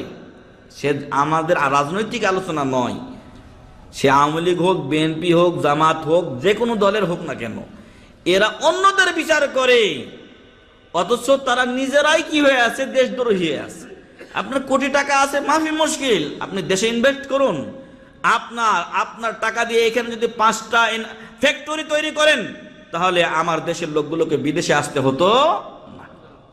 আপনি দেশে, বাংলাদেশের কাপড় আপনার পশ্চিমা দেশগুলোতে খুবই কদর আছে। আমাদের দেশের কাপড় আমেরিকাতে যায়, আমাদের দেশের কাপড় ইটালিতে যায়, আমাদের দেশের কাপড় অন্যান্য ইংল্যান্ড ফিনল্যান্ড ইত্যাদি দেশে যায়, এবং চড়া দামে বিক্রি হয়, কারণ মান ভালো। তো আমাদের যারা কোটি কোটি টাকা সুইস ব্যাংকে জমা রাখছে, তুমি যদি ওইখানে জমা না রেখে দেশে তুমি 10টা ফ্যাক্টরি করে এখানে লাখ লাখ মানুষের কর্মসংস্থান হতো, তুমি ব্যক্তিগতভাবেও লাভবান হতে। মনে রাখবেন, সুইস ব্যাংকওয়ালারা সবাই কাফের, নামেও যদি মুসলিম হয় তাহলে ওর টাকা সহজে ওরা দেবে না। এরা জেনে রাখুক যে সহজে ওরা টাকা দেবে না, শেষে আফসোস করে মরতে হবে। মা আগনা আন্নি মালিয়া, হাই আফসোস। এখনই যদি মরে যায় তো কি বলবে? হাই আফসোস, টাকা তো দেখে চলে গেলাম, এখন তো মরে যেতে হচ্ছে, কোনো ফায়দা পেলাম না। মা আগনা আন্নি মালিয়া, পরকালে সে বলবে আমার সম্পদ কোনো কাজে আসেনি। হালাকা আন্নি সুলতানিয়া, দুনিয়াতে আমি বড় লিডার ছিলাম, এমপি ছিলাম, মন্ত্রী ছিলাম, চেয়ারম্যান ছিলাম, এলাকার ত্রাস ছিলাম, রাজত্ব ছিল আমার, কিন্তু কিয়ামতের দিন মাফি ফায়দা। কে আপনি কালাসান না মুরগি মিলন না কোন মিলন, মাফি ফায়দা, ওখানে কোনো উপকার নেই। আল্লাহ তাআলা এগুলো কোনো কিছু দেখবেন না, আল্লাহ দেখবেন আমল। ভালো আমল করেছেন আহলান সাহলান, মন্দ আমল করেছেন চলে যান জাহান্নাম, নাউযুবিল্লাহ মিন যালিক। সে বলবে হালাকা আন্নি সুলতানিয়া, দুনিয়ায় বড় নেতা ছিলাম, কিন্তু আজকে নেতৃত্ব আমার শেষ হয়ে গেছে, আজকে কোনো ফায়দা নেই। খুযুহু ফাগুল্লুহ, আল্লাহু আকবার। আল্লাহর পক্ষ থেকে কঠিন ভাষা ঘোষণা করা হবে। আল্লাহ বলবেন ওকে পাকড়াও করো, ওকে গ্রেফতার করো। ফাগুল্লুহু, এবং ওর হাত পা গলায় বেঁধে দাও, হাত পা গলায় বেঁধে দাও। ফাগুল্লুহু, ওই আপনার পা নিয়ে এসে আর হাত আর গর্দানের সাথে একসাথে এইভাবে গোল করে বেঁধে দাও ওকে। সুম্মাল জাহিমা সাল্লু, এরপর ওকে জাহান্নামে নিক্ষেপ করে দাও, নাউযুবিল্লাহি মিন যালিক। সম্মানিত ভাই এবং বন্ধুগণ, অতএব এই দুনিয়া হলো এইরকম উদাহরণ যে আপনি যদি দুনিয়াতে ভালো কাজ করেন, পরকালে আপনার জন্য কি হবে? নাজাত হবে। আর যদি আপনি ভালো কাজ না করেন, তাহলে পরকালীন নাজাত লিখিত হবে না। অতএব আপনি দুনিয়াতে ভালো করবেন না মন্দ করবেন, এটা আপনি নিজেই চিন্তা করে দেখুন। মহান রব্বুল আলামিনের অশেষ শুকরিয়া যে তিনি আমাদেরকে সৌদি আরবের মতো দেশে নিয়ে এসেছেন। এখানে বিভিন্ন ইসলামিক সেন্টার রয়েছে, এখানে আল্লাহর রহমতে কোরআনের বিধান কায়েম রয়েছে। যদিও আমাদের এবং আমাদের মতোই মানুষদের ইসলাম থেকে দূরে সরে যাওয়ার কারণে আমরা অনেক সময় ন্যায় ইনসাফ থেকে নিজেরা বঞ্চিত হই, আবার অন্যকেও বঞ্চিত করি। একটু আগে আমি বলছিলাম যে একটা ভিসার মূল্য 2000, এই 2000-এর ভিসা কেন 20,000, কেন 30,000? কারণ হচ্ছে আপনি সৌদি, আপনি ভিসা বের করেছেন 2000 টাকাতেই আপনি দিতেন, কারণ আপনার আমেল দরকার, কিন্তু আপনি দিয়েছেন আমাকে 2000-এ। আর এক ভাই এসে বলছেন যে আমি আপনাকে 5000 টাকা দেবো, আপনি ওর 2000 টাকায় দিয়ে দিলেন ভিসাটা। তখনও বলছে যে তোরা দিব না, 5000 পাইলে কে আর 2000 টাকাই দেয়? তখন সে আরেকজনের কাছে 5000 দিল। আরেকজন এসে বলছে যে 5 নয় আমি 10 দেবো, আরেকজন 15, 20, এভাবে আমরাই বাড়িয়েছি। নেপালের লোকেরা, ইন্ডিয়ান লোকেরা কত টাকা দিয়ে আসছে? ওরা 70,000 রুপি, 80,000 রুপি দিয়ে তারা চলে আসছে। কিন্তু আমাদের কি অবস্থা? সম্মানিত ভাই এবং বন্ধুগণ, আমাদের সবাইকে দ্বীন ইসলামের পথে ফিরে আসতে হবে। বলছিলাম যে আমরাই আমাদের পায়ে কুড়াল মেরেছি। একটা কাজ ওরা ঠিক মতোই করে দিত বিনা টাকাতে, কিন্তু আমাদের মতোই কেউ লোক হয়তো 2 নাম্বারই কামা বা কিছু 2 নাম্বার পদ দিয়ে বানাতে গিয়ে দেখা গেছে ঘুষ খাওয়া আমরা ওদেরকে শিখিয়েছি। এরা ঘুষ খেতে জানতো না, কিন্তু আমরা যারা বিদেশি, সে আমার দেশ হোক আর এক দেশ হোক, ওরাই এদেরকে শিখিয়েছে এই 2 নাম্বারিগুলো, কিন্তু আগে তারা 2 নাম্বারই জানতো। আমাদের দেশে যদি পুলিশ আপনাকে আমাকে ধরে, তো শক্তি থাকলে 2টা ঘুষি দিয়ে পালিয়ে যাওয়ার চেষ্টা করব, কিন্তু এখানে যত বড় অপরাধী হোক না কেন সে পালিয়ে যায় না সহজে। সে পুলিশ যখন ধরছে প্লাস থেমে যায়। আর যদি পালানোর চেষ্টা করে 2-1টা, আমি একদিন একটা দেখছিলাম, পালানোর চেষ্টা করেছে, ওকে ধরার সাথে সাথে এমন আস্তে রকম মারি দিচ্ছে ছেলেটা, সৌদি ছেলে।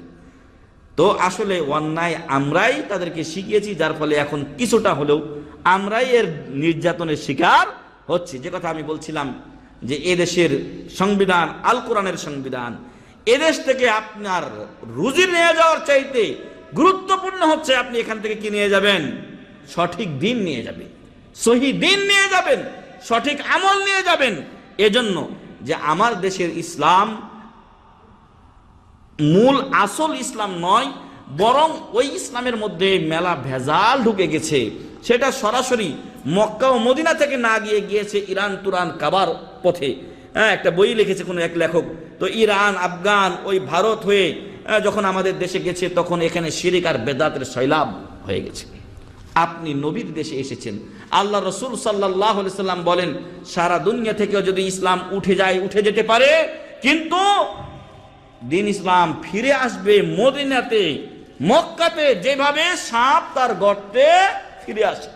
সারাদিন রাত চষে বেড়াচ্ছে সাপ, কিন্তু যখন তার বিশ্রামের দরকার হয় কোথায় ফিরে আসে, ওর গর্তে ফিরে আসে, ওর গর্তে ফিরে আসে। ঠিক ওই রকম ইসলাম যেখানেই যাক না কেন ফিরে আসবে মক্কা ও মদিনাতে। সারা পৃথিবীর ইসলাম উঠে যেতে পারে, কিন্তু মক্কা মদিনার ইসলাম উঠবে না, এবং এই মক্কা ও মদিনার ইসলামই হচ্ছে সহি ইসলাম। সম্মানিত ভাই এবং বন্ধুগণ, আপনি এই দেশ থেকে সহি ইসলাম নিয়ে যান। এ কথা মনে করিয়েন না যে না ইসলামিক সেন্টারগুলো আমাদের মাযহাবের সাথে মিল নেই। কেন আমার মাযহাবের সাথে মিল থাকবে না? ওরা কি কোরআন হাদিস মানে না? অবশ্যই ওরা কোরআন হাদিস মানে। ভেজালটা কোথায়? এই আজকে যেরকম আপনারা এসেছেন, এরকম মজলিসগুলোতে উপস্থিত হন, বইপত্র পড়েন এবং দেখেন আপনাকে আল্লাহ জ্ঞান দিয়েছেন, ব্রেন দিয়েছেন মহান রব্বুল আলামিন। এজন্য আল্লাহ আমাদেরকে আশরাফুল মাখলুকাত করেছেন। আমাদেরকে আল্লাহ তাআলা জীবজন্তু করেননি, চতুষ্পদ জন্তুর মতো জ্ঞানহীন করেন নাই। আপনাকে আল্লাহ ব্রেন দিয়েছেন, সেই ব্রেন দিয়ে হক ও বাতিল আপনাকে চিনে নিতে হবে।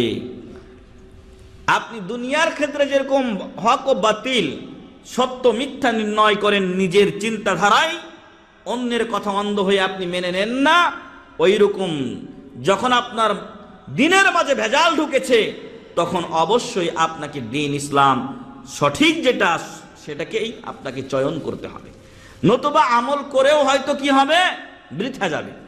উদাহরণস্বরূপ আপনাদেরকে বলি, একটা কোম্পানি, আপনারা কোম্পানিতে কাজ করেন, কোম্পানিতে অর্ডার আসে, তাই না? মালিকের পক্ষ থেকে অর্ডার আসে যে আমি 5000 এরকম বোতল চাই, অথবা 5000 এরকম মাপের একটা যন্ত্র চাই আমি। আর আমার কি আছে, আমি একটা কন্ট্রাক্ট পেয়েছি, যেই লোক আপনাকে এই কোম্পানিকে অর্ডার দিচ্ছে সে কি পেয়েছে, একটা কাজ পেয়েছে, সেখানে তার এই যন্ত্রটা লাগবে, 5000 পিস লাগবে। তখন সে আপনাকে অর্ডার দিতে এসেছে, এখান থেকে সে নিয়ে গিয়ে সেখানে কি করবে, কাজে লাগাবে। কিন্তু আপনারা কোম্পানিতে যখন এটা তৈরি করলেন, তখন এটা 1 ইঞ্চি ছোট করে দিলেন, অথবা 1 ইঞ্চি বড় করলেন, আধা ইঞ্চি ছোট করেন, বড় করেন। তো এই লোকটা যখন মালটা নিতে আসবে, মালটা নেবে, কি বলেন? ও তো ওখানে গিয়ে এটাতে ফায়দা নেই, কারণ ওর ওখানে ধরেন 5 ইঞ্চি মাল লাগবে, সেখানে আপনি করছেন 4 ইঞ্চি, অথবা করছেন আপনি 6 ইঞ্চি। তো ওই লোক আপনার মাল নেবে না। কি হবে? আপনার কোম্পানি এতদিন খেটে যে 5000 পিস বানাইলো, তার জন্য কোম্পানির খাসারা না? কোম্পানির খাসারা হলো। কোম্পানি খুঁজে দেখবে কে এই কাজটা করেছে, ওই লোকটার চাকরিও চলে যেতে পারে, একজিটও মেরে দিতে পারে। তো আপনারা কাজও করলেন, খাসারাও গুনলেন। বুঝাতে পেরেছি? ঠিক ওই রকম আপনি যদি নবী মুহাম্মদুর রাসূলুল্লাহ সাল্লাল্লাহু আলাইহি সাল্লামের তরিকা মোতাবেক সঠিক ইসলামের উপর আমল না করেন, আমলও করবেন, খাসারাও গুনবেন। সেটা হলো কি, আল্লাহ রাসূল সাল্লাল্লাহু আলাইহি সাল্লাম বলছেন কুল্লু মুহদাসাতিন বিদআহ, দ্বীনের মাঝে নতুন যতগুলো কাজ আছে কুল্লু মুহদাসাতিন বিদআহ, প্রত্যেক নতুন কাজ হচ্ছে ধর্মের মাঝে, প্রত্যেক নতুন কাজ বিদআত। ওয়া কুল্লু বিদআতিন দালালা, প্রত্যেক বিদআত হলো গোমরাহি। ওয়া কুল্লু দালালাতিন ফিন্নার, আর প্রত্যেক গোমরাহির পরিণাম কোথায়? জাহান্নামে। নাউযুবিল্লাহি মিন যালিক। এজন্য সম্মানিত ভাই এবং বন্ধুগণ, সময় আমরা অনেকটাই পেরিয়ে এসেছি। উদাত্ত আহ্বান করছি আপনাদেরকে যে আপনারা এরকম ইসলামিক সেন্টারের দার্সগুলোতে হাজির হন এবং দ্বীনি এলেম অর্জনের চেষ্টা করুন। আপনার ছোটকালে যেটা সম্ভব হয় নাই, সেই ঘাটতিটা আপনি ইসলামিক সেন্টারের মাধ্যমে পূরণ করে নিতে পারেন। আপনার দিল বা রূহ, আপনার আত্মার খোরাক আপনি জোগাতে পারেন। আল্লামা ডক্টর শেখ সালেহ বিন ফৌজান আল ফৌজান হাফিজাহুল্লাহ সৌদি আরবের সর্বোচ্চ ওলামা পরিষদের অন্যতম একজন সদস্য এবং স্থায়ী ফতোয়া বোর্ডের সদস্য। বর্তমান বিশ্বের যদি ৩-৪ জন বড় আলেম ধরেন তাহলে তাদের মধ্যে তিনি একজন। তিনি বলছেন যে হে মুসলিম, তুমি যদি না খাও তাহলে মরে যাবে না, আর সর্বোচ্চ হলে তুমি মরে যেতে পারো। না খেয়ে মরে যেতে পারো এতটুকু, কিন্তু তুমি জাহান্নামী হবে না। যদি আপনার নামাজ রোজা ঠিক থাকে আর না খেয়ে মরে যান, তাহলে কি আপনি জাহান্নামে যাবেন? না, আপনার আমল ঠিক আছে, ইনশাআল্লাহ মরার পরে আপনি জান্নাতে চলে যাবেন। কিন্তু আপনি যদি কোটি কোটি টাকার খাবার দাবার সব কিছু সুখ শান্তিতে রয়েছেন, কিন্তু আপনি নামাজ রোজা কোনো পথে নেই, যতই দুনিয়াতে আপনি সুখ পান না কেন, মরার সাথে সাথে কি হবে? জাহান্নাম। খুব লাভবান হলাম নাকি এই টাকা পয়সা দিয়ে? না। এই জন্য সম্মানিত ভাই এবং বন্ধুগণ, আমরা যেন দুনিয়ার মোহে পড়ে পরকালকে ভুলে না যাই। আরে ভাই, আমরা তো খেটে খাওয়া মানুষ, একদিন ডিউটিতে না গেলে আমাদের চলে? একদিন অনেক ভাইয়েরা আছেন, আমরা আমাদের এই অবস্থাগুলো জানা, একদিন না গেলে 2 দিনের টাকা কেটে নেয়, এমনও মেলা কোম্পানি আছে। তো আমরা এই দুনিয়ায় কোন সুখ পেলাম? কাজ না করলে আমরা খেতে পাই না, আর আবার নামাজ রোজা করবো না, পরকালেও আবার কষ্ট করব। এই দুনিয়াতে এই কোম্পানির এই আপনার ধোয়া, তারপরে আপনার দুর্গন্ধ অথবা রোদের কাজ, এত কষ্ট করে দুনিয়াতেও কাজ করলাম, আর সামান্য একটু কষ্ট নামাজ রোজা এগুলো না করলে পরকালে গিয়ে আবার এর চাইতে কঠিন শাস্তি। এই দুনিয়ার আগুন নয় শুধু, বরং আরো 70 গুণ উত্তপ্ত আগুনে পুড়তে হবে। নাউযুবিল্লাহি মিন যালিক। এত ক্ষতিগ্রস্ত আপনি জেনে শুনে কি করে হতে চান? এজন্য আল্লাহ রসুল সাল্লাল্লাহু আলাইহি সাল্লামের এই বরকতময় দেশে আল্লাহ তাআলা আমাদেরকে চয়ন করেছেন, এটা আল্লাহর শুকরিয়া, আলহামদুলিল্লাহ।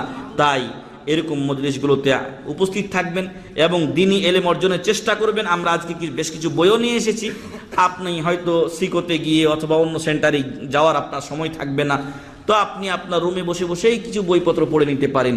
এবং আল্লাহকে সাক্ষী রেখে, আল্লাহর কসম করে আমরা বলতে চাই যে আমরা এত বোকা নই যে আপনাকে আমি ভুল শিখিয়ে পরকালে আমার জাহান্নামের পথ সুগম করব। এত বোকা এখনো আল্লাহ করেননি, এত নির্বোধ পাগল হয়ে যায়নি যে আপনাকে দ্বীন ইসলামের বিপরীত কোনো আমল শিখিয়ে, কোনো ওয়াহাবিয়াত শিখিয়ে অথবা লামাযহাবি অন্য কিছু শিখিয়ে আমি আমার পরকালকে ধ্বংস করার লোক নই। আমি আগে নিজে বাঁচতে চাই। আল্লাহ বলছেন কু আনফুসাকুম ইয়া আইয়ুহাল্লাযীনা আমানু কু আনফুসাকুম ওয়া আহলিকুম নার। হে ঈমানদারগণ, তোমরা নিজেকে এবং তোমাদের পরিবারকে জাহান্নাম থেকে বাঁচাও। তো আমরা আপনাদেরকে ভুল শিখিয়ে আমাদের পরকালীন সর্বনাশ করব? রাসূল সাল্লাল্লাহু আলাইহি সাল্লাম বলছেন যে ইসলামে ভালো কাজ চালু করে সে তার নেকি পাবে, যারা এর উপরে আমল করবে তাদেরও একটা ভাগ তার বোনাস হিসেবে যোগ হবে, ওদেরটা কোনো কিছু কমতি করা হবে না। অনুরূপ কেউ যদি খারাপ কাজ চালু করে, কেউ একটা খারাপ সিনেমা হল চালু করে দিয়েছে, যে চালু করেছে এটা যত লোক অন্যায় দেখবে আর এই অন্যায় শরীক হবে, ও তো তার পাপ পাবে, এদের একটা অংশ ওর আমলনামায় যুক্ত হতে থাকবে। নাউযুবিল্লাহি মিন যালিক। তো এত আমরা বোকা নই যে আপনাদেরকে আমরা ভুল শিখাবো না। ভাই সম্মানিত উপস্থিতি, আপনি আমার দেশি ভাই, আপনাকে অন্তরের অন্তঃস্থল থেকে স্বাগত জানাই যে আপনি ইসলাম শিক্ষার প্রতি আগ্রহী হন। কিছু সময় আপনি দ্বীন ইসলাম চর্চা করুন। এটা আপনার রুহের খোরাক, যেটা শুরুতে বলেছি, এটা আপনার রুহের খোরাক, এটা আপনার দিলকে সঠিক পথে পরিচালিত করবে। একটা মানুষের অন্তর যদি গীবত, পরনিন্দা, পরচর্চায় লিপ্ত হয়, তার অন্তরে যদি খারাপ হয়, তাহলে ওই শরীর দিয়ে, ওর টাকা পয়সা দিয়ে জাতি কোনো ক্রমে উপকৃত হতে পারবে না। প্রথমত সে নিজেই নিজে ক্ষতিগ্রস্ত হয়। এজন্য ইসলামী জ্ঞান অর্জন করা আমাদের সকলের উপরে ফরজ, এ কথা আপনাদের সকলের জানা। সেই ফরজিয়াত আদা করতে অত্র এলাকার কিছু ভাই এবং আপনাদের মধ্যেও অনেক ভাই তারা এগিয়ে এসেছেন। এই মজলিসটা শুরু হয়েছে, এটা মাসে একবার মাত্র হবে। আপনারা আজকে যেভাবে এসেছেন, আজকে আমরা মাইক বাইরেও দিয়েছি যাতে ভাইয়েরা শুনে আসতে পারে। আসলে নিয়ম না এরকম বাইরে আলোচনা লাইন দেওয়া, কিন্তু প্রথম দিন এবং মানুষের জানার জন্য আমরা এটা করেছি। হয়তো ভবিষ্যতে তখন আমাদেরকে ভিতরেরটা দিয়েই করতে হবে। তো আপনাদের প্রতি আহ্বান থাকবে, আজকে যারা এসেছেন আগামী যখন এলান আসবে ইনশাআল্লাহ আমরা আপনাদের কাছে যেভাবে এলান করা হয়েছে সেভাবে আবারও এলান পৌঁছবে। সেই এলান শোনার সাথে সাথে যারা এসেছেন প্রত্যেকে আরও সাথী বন্ধুদেরকে নিয়ে আসবেন। আলহামদুলিল্লাহ কিছু দিন প্রিয় ভাই, যেটা একটু আগে বলছিলাম যে ওসমান রাদিয়াল্লাহু আনহু যেরকম দান করেছিলেন, সেই পরিমাণে আমরা যেতে না পারলেও অনেক ভাই নিজেদের উদ্যোগে কিছু টাকা পয়সারও ব্যবস্থা করেছেন। আমরা সেন্টার থেকে কিছু নিয়েছি, নেওয়ার মাধ্যমে এখানে আজকের খাবার দাবারের ব্যবস্থা হয়েছে, আজকে কিছু পুরস্কারের ব্যবস্থা হয়েছে। তো ইনশাআল্লাহ আপনাদের হয়তো এই খাবার দাবারের ব্যবস্থাটা এজন্য যে এখান থেকে গিয়ে যদি আবার আপনাকে পাকশাক করতে হয় আরেক ভেজাল। আপনি হয়তো আপনার রুম থেকে একাই এসেছেন, আপনি গিয়ে যদি আবার বাতি জ্বালান টাসটুস করেন আরেকজন মন খারাপ করবে। তো এই জন্য এই সুবিধাটা আমরা চেষ্টা করি দেওয়ার জন্য যে আপনি এখানে খাবার দাবার খেয়ে দিয়ে চলে গেলেন, খালাস রুমে গিয়ে শুয়ে যাবেন, কালকে শুক্রবার সকাল সকালে উঠে আপনি ফজরের নামাজে যাবেন। তো যে কথা আমি বলছিলাম যে তলাবুল ইলমি ফরিদা, দ্বীনি ইলম অর্জন করা ফরজ। রাসূল সাল্লাল্লাহু আলাইহি ওয়াসাল্লামের উপরে প্রথম যেই ওহী নাজিল হয়েছিল সেটাও ছিল কি বলেন আপনারা? হ্যাঁ, রাসূল সাল্লাল্লাহু আলাইহি ওয়াসাল্লামের উপরে প্রথম যে ওহী নাজিল হয়েছিল সেটা ছিল ইকরা বিসমি রাব্বিকাল্লাযী খালাক। ইকরা বিসমি রাব্বিকাল্লাযী খালাক, পড়ো তোমার প্রভুর নামে যিনি তোমাকে সৃষ্টি করেছেন। তাহলে পড়ার কথা বলা হয়েছে। শিক্ষার গুরুত্ব ইসলাম যতটুকু দিয়েছে অন্য কোনো দিন ধর্ম সে গুরুত্ব দেয়নি। রাসূল সাল্লাল্লাহু আলাইহি সাল্লাম বদর যুদ্ধে 70 জন কাফেরকে বন্দী করেছিলেন তারা, তাই না? 70 জন কাফের বন্দী হয়েছিল। রাসূল সাল্লাল্লাহু আলাইহি সাল্লাম এই 70 জন কাফেরকে মুক্তিপণ নিয়ে ছেড়ে দিয়েছিলেন। কি নিয়ে? মুক্তিপণ নিয়ে, এ আশায় যে মুসলমানদের অর্থনৈতিক একটু দুরবস্থা আছে, তা একটু ভালো হবে, আর এদেরকে যদি মেরে ফেলা হয় তাহলে হয়তো হেদায়েত ভাগ্যে জুটবে না, তো ওদেরকে ছেড়ে দিয়ে হতে পারে কেউ হেদায়েত হয়ে যাবে। আর যারা টাকা পয়সা দিতে পারে নাই তাদের মুক্তিপণ কি ছিল জানেন? যদি সে লেখাপড়া জানে তাহলে মক্কার 10 জন লোক যারা অক্ষর জ্ঞান নাই, মানে ক খ আলিফ বা তাসা, আমার ক খাতো না, আলিফ বা তাসা চেনে না, ওদেরকে অক্ষর জ্ঞান দেবেন। মানে এটা আলিফ, এটা বা, এটা ইয়া, এটা নুন, এইগুলো শিখিয়ে দেবেন। পড়তে পারবে, লিখতে পারবে, তুমি মুক্ত হয়ে চলে যাবে। আল্লাহু আকবার। কতভাবে নিরক্ষরতা দূর করার ইসলাম চেষ্টা করেছে। রাসূল সাল্লাল্লাহু আলাইহি ওয়াসাল্লাম নিজে তালিম দিতেন সাহাবাদেরকে। সাহাবায়ে কেরাম রাদিয়াল্লাহু আনহুম আজমাইন রাসূলের মৃত্যুর পরে মক্কা মদিনায় বসে থাকলে ইসলাম প্রচার হতো না। তারা ছুটে গেছেন আফ্রিকাতে, তারা ছুটে গেছেন দিক বিদিকে, চতুর্দিকে তারা ছড়িয়ে গেছেন। বিভিন্ন স্থানে তারা বড় বড় জামে মসজিদ তৈরি করে সেখানে দার্সে বসে গেছেন। সুবহানাল্লাহ। আর সেই দেশে আসার পরে যদি আমরা দ্বীন ইসলাম না শিখি তাহলে কখন শিখব? এজন্য এদেশ থেকে আপনি টাকা পয়সা নিয়ে যান, আল্লাহ আপনার অর্থতে আরো বরকত দান করুন, আল্লাহুম্মা আমিন। আপনার রিজিকের দ্বার আল্লাহ খুলে দিন, আল্লাহুম্মা আমিন। তবে খেয়াল রাখবেন হালাল পথ, হারাম খেলে, হারাম পড়লে ইবাদত কবুল হয় না। তবে তার চাইতে বেশি গুরুত্বপূর্ণ হলো যে আপনি এখান থেকে সঠিক দিন নিয়ে যাবেন, নিজে আমল করবেন, নিজের পরিবারকে সেই পথে পরিচালিত করার চেষ্টা করবেন। আরো মনে রাখুন রাসূল সাল্লাল্লাহু আলাইহি ওয়াসাল্লাম বলছেন, আলা কুল্লুকুম রাইন ওয়া কুল্লুকুম মাসউলুন আন রাইয়াতি। তোমরা সাবধান ও সতর্ক হয়ে যাও, তোমরা প্রত্যেকে দায়িত্বশীল, তোমাদের প্রত্যেককে তার নিজ নিজ দায়িত্ব সম্পর্কে জিজ্ঞাসা করা হবে। আল্লাহ, আপনাকে আমাকে যদি আপনার পরিবার সম্পর্কে আল্লাহ জিজ্ঞাসা করে, আর আমি যদি ঠিক মতো নিজেই না চলি তাহলে কি জবাব দেব ভাই? আমার স্ত্রী নামাজ পড়ে না, আমার ছেলে মেয়ে নামাজ পড়ে না, আমার বৌমা নামাজ পড়ে না, তো আমি কি জবাব দেব আল্লাহর কাছে? তবে হ্যাঁ, আপনি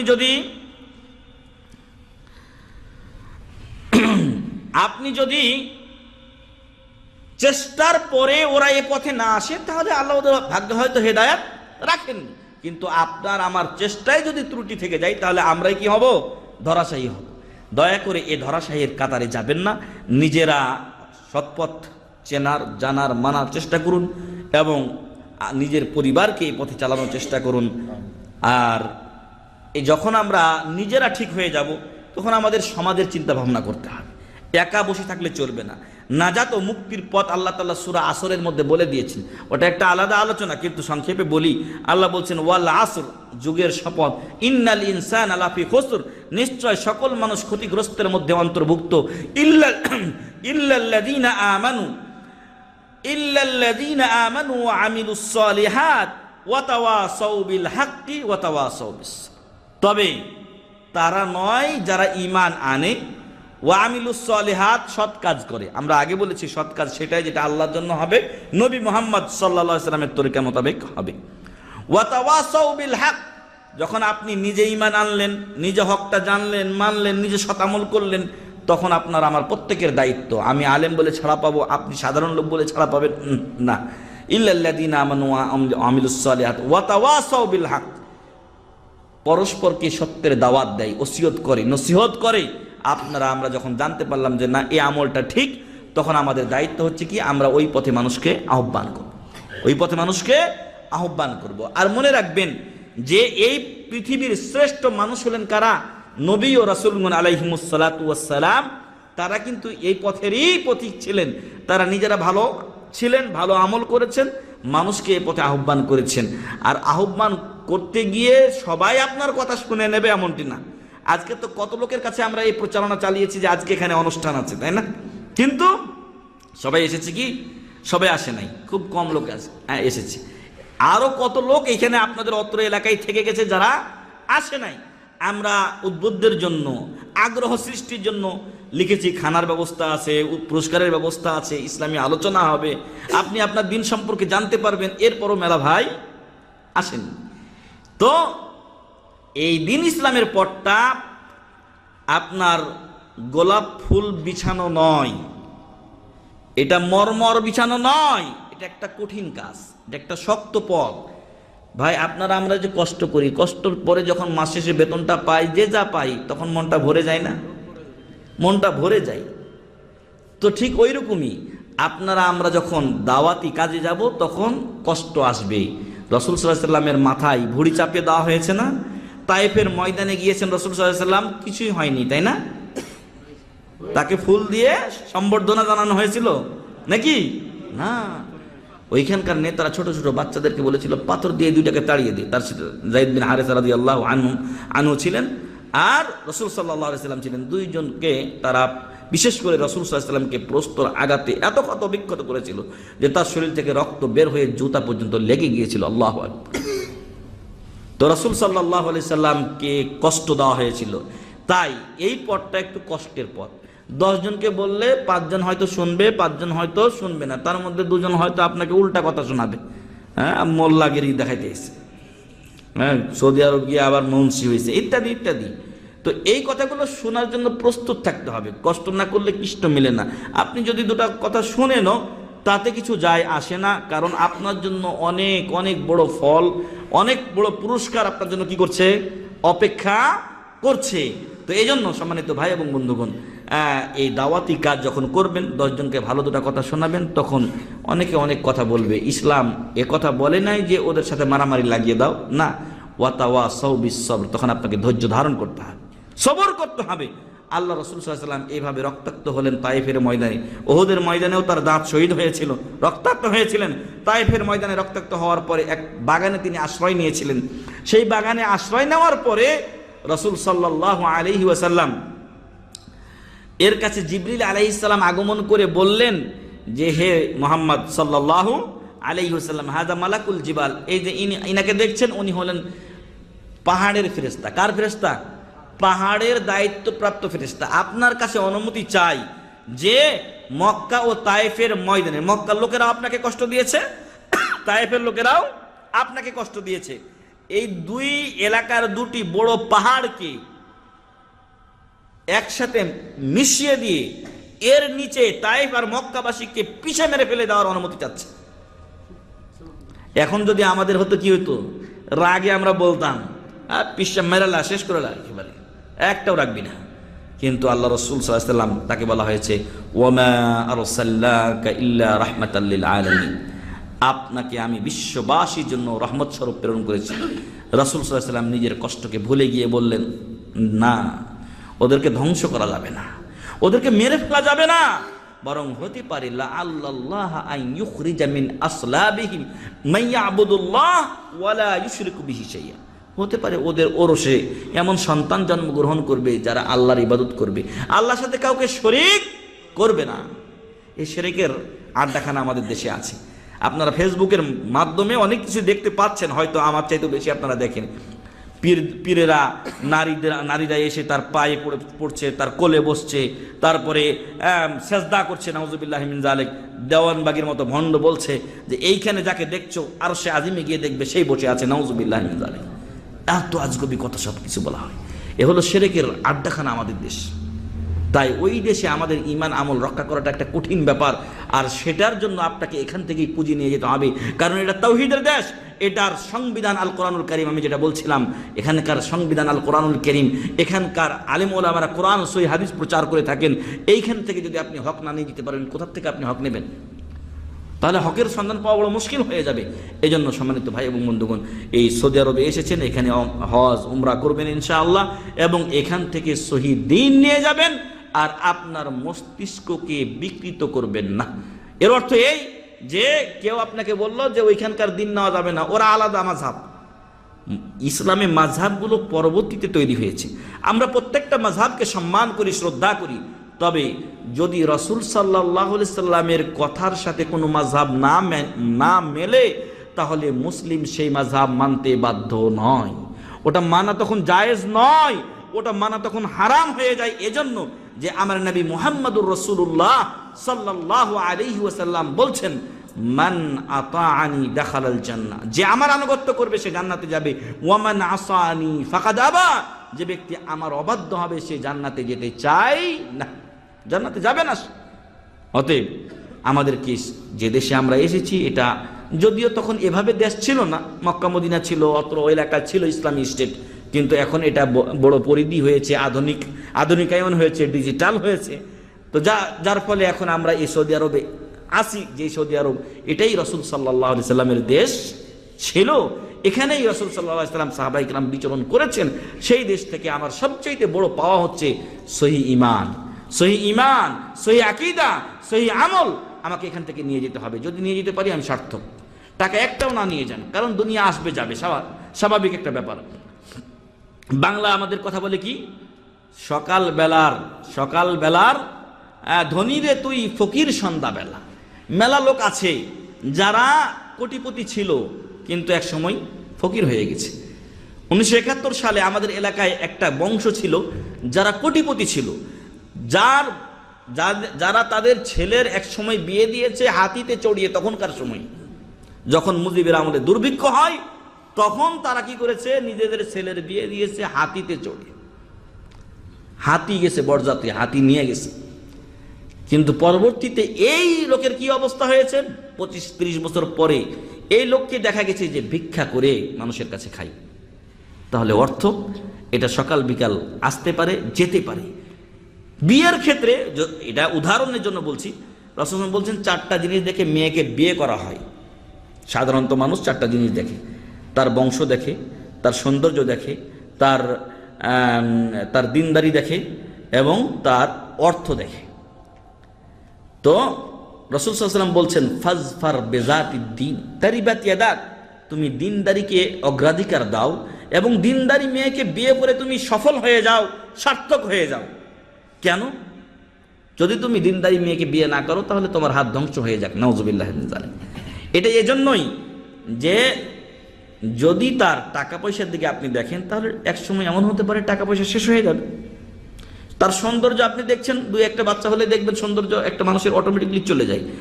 আমরা এক সময় হয়তো সুন্দর ছিলাম, কিন্তু আস্তে আস্তে বয়স বাড়তেছে, এখানে এসে অনেকের ধরেন পেট বাড়ছে, এই হয়েছে সেই হয়েছে, এক একজনের একই অবস্থা। সৌন্দর্য চলে যাবে আর টাকা পয়সাও চলে যাবে, কিন্তু একজন মানুষের মধ্যে দিনদারিটাই তার মূল পুঁজি। আমরা বিশেষ করে যখন বিদেশে এসেছি, তখন আমাদের পরিবার যদি দিনদার হয়, তাহলে একটা কি থাকবে, নিরাপত্তা অন্তত কিছুটা থাকবে, শান্তিতে থাকবেন। আর যদি দেখেন যে না অহরহ বাজারে যায়, আমাকে না বলে ওই এদিক সেদিক চলে যায়, তাহলে আপনার কি অশান্তি বিরাজ করবে আপনার মধ্যে। তো ওই কথাই আমি বলছিলাম যে আল্লাহ রাসূল সাল্লাল্লাহু আলাইহি ওয়াসাল্লাম কিন্তু অর্থের দিকে তাকাতে বলেননি। কিসের দিকে তাকাতে বলেছেন? দিনের দিকে তাকাতে বলেছেন। অতএব আপনি সৌদি আরব থেকে অর্থ উপার্জন করে নিয়ে যান, আপনার অর্থতে আল্লাহ বরকত দান করুন, আল্লাহুম্মা আমিন। কিন্তু তার আগে আপনি এখান থেকে সঠিক দিন ও ধর্ম নিয়ে যান। এখানে আলহামদুলিল্লাহ ইসলামিক সেন্টার আছে আমাদের দেশে। এই যে বই এইরকম পুরস্কারগুলো আপনি কোনো জায়গায় পাবেন? কোনো জায়গায় আপনাকে এরকম উদ্বুদ্ধের জন্য, ইসলামী আলোচনার জন্য এরকম পুরস্কারের ব্যবস্থা করা হবে না। কিন্তু আলহামদুলিল্লাহ এখানে সেই ব্যবস্থাটা আছে। আপনাকে এখানে এক ইসলামিক সেন্টারে গেলে 2-4-5টা বই আপনাকে ফ্রি দিয়ে দেওয়া হবে। কিন্তু আমাদের দেশে কে একটা বই ফ্রি দেবে? একটা বই আপনাকে কেউ ফ্রি দেবে না। তো আপনি যে সুবর্ণ সুযোগটা এখানে এই নিয়ামতের দেশে থেকে পাচ্ছেন, আপনি দেশে চলে গেলে তো সেটা পাবেন না। আপনি কথার কথা, আপনি এখানকার হেদায়েত নিলেন না, কোরআন সহিহ হাদিসের হেদায়েত না নিয়ে আপনি দেশে চলে গেলেন, যেভাবে ছিলেন ওইভাবে হয়তো নামাজ পড়েন না, ওইভাবে গেল, অথবা ভুল পথে থেকে চলে গেলেন। তো আল্লাহ তাআলা যদি আপনাকে জিজ্ঞাসা করে যে তোমাকে কি আমি সৌদি আরব নিয়ে যাই নাই, কি বলবেন? হ্যাঁ, নিয়ে গেছিলেন। তো সেইখানে তো কোরআন ও হাদিসের আলোচনা করা হতো, সেই কোরআন ও হাদিসের আলোচনা কেন তুমি শোনো নাই? কি বলবো আমরা? উত্তর থাকবে? এটা নিয়ামত একটা আল্লাহ তাআলার। এই নিয়ামত আপনার জন্যই আল্লাহ তাআলা এখানে ব্যবস্থা করেছেন। সেই ব্যবস্থা থেকে আপনি উপকৃত হন। আল্লাহ তাআলা যেন আমাদেরকে এই দেশের ইসলামিক সেন্টারগুলো থেকে উপকৃত হওয়ার তৌফিক দান করেন, আল্লাহুম্মা আমিন। ছোটকালে যে ইসলামী শিক্ষা আমাদের ঘাটতি থেকেছিল, সেটা যেন আল্লাহ তাআলা বার্ধক্যে এসে হলেও, বয়স্ক শিক্ষার আকারে হলেও মহান রব্বুল আলামিন যেন আমাদেরকে সে শিক্ষা পূরণ করে নেওয়ার তৌফিক দান করেন, আল্লাহুম্মা আমিন। প্রত্যেক মুসলমানের উপরে যতটুকু এলেম অর্জন করা ফরজ, আল্লাহ যেন আমাদেরকে ইসলামিক সেন্টারের সাথে সংশ্লিষ্ট হয়ে ততটুকু এলেম অর্জনের তৌফিক দান করেন, আল্লাহুম্মা আমিন। মহান রব্বুল আলামিন আমাদের রুজিতে বরকত দান করুন, আল্লাহুম্মা আমিন। আল্লাহ তাআলা আপনাদের সবাইকে সুস্থ রাখুন, আল্লাহুম্মা আমিন। মহান রব্বুল আলামিন আমাদের সবাইকে জান্নাতুল ফেরদাউস নসিব করুন, আমিন। আল্লাহ আমাদের গুনাহ খাতাগুলো মাফ করে দিন, আল্লাহুম্মা আমিন। আজকে মুসলিম বিশ্ব বিভিন্ন স্থানে নির্যাতিত, আল্লাহ যেন মজলুমদের পক্ষে জালেমদের প্রতিবাদ করেন, আল্লাহুম্মা আমিন। আল্লাহ তাআলা যেন মজলুমদেরকে উদ্ধার করেন, আল্লাহুম্মা আমিন। জালেমদের কালো হাতকে যেন আল্লাহ তাআলা গুড়িয়ে দেন, আল্লাহুম্মা আমিন। তাদের চক্রান্তকে তাদের গর্দানে ফিরিয়ে দেন, আল্লাহুম্মা আমিন। মহান রব্বুল আলামিন, আমরা আজকে এখানে তো তোমার নিকটে সওয়াবের আশায় এবং কিছু শিকার আশায় একত্রিত হয়েছি, তোমার দিনের মহব্বতে একত্রিত হয়েছি। এই দিনের মহব্বতের যেই আলোচনাটুকু, এটাকে আমাদের সকলের জন্য নাজাতের ওসিলা করে দাও, আল্লাহুম্মা আমিন। মহান রব্বুল আলামিন, আমাদের অনেক আত্মীয় স্বজন দেশে আছেন, তাদের অনেকে অনেক বিপদগ্রস্ত আছেন, তাদেরকে বিপদ থেকে উদ্ধার করুন, আল্লাহুম্মা আমিন। অনেক আত্মীয় স্বজন কবরে শায়িত, অনেক মুমিন মুমিনাত আজকে কবরে রয়েছেন, জানি না আমরা তাদের কবরে কি অবস্থা, সেই কবরে আমাদেরকেও যেতে হবে। মহান রব্বুল আলামিন যেন তাদের কবরকে জান্নাতের টুকরা বানিয়ে দেন, আল্লাহুম্মা আমিন। কোনো কারণে তাদের আযাব হয়ে থাকে, আল্লাহ যেন তাদেরকে মাফ করে দেন, আল্লাহুম্মা আমিন। তাদের অবস্থা, তাদের স্থানে যখন আমরা যাব, আল্লাহ যেন সেখানে আমাদেরকে সুখে রাখেন, আল্লাহুম্মা আমিন। وآخر دعوانا الحمد لله رب العالمين سبحانك اللهم وبحمدك أشهد أن لا إله إلا أنت أستغفرك وأتوب إليك السلام عليكم ورحمة الله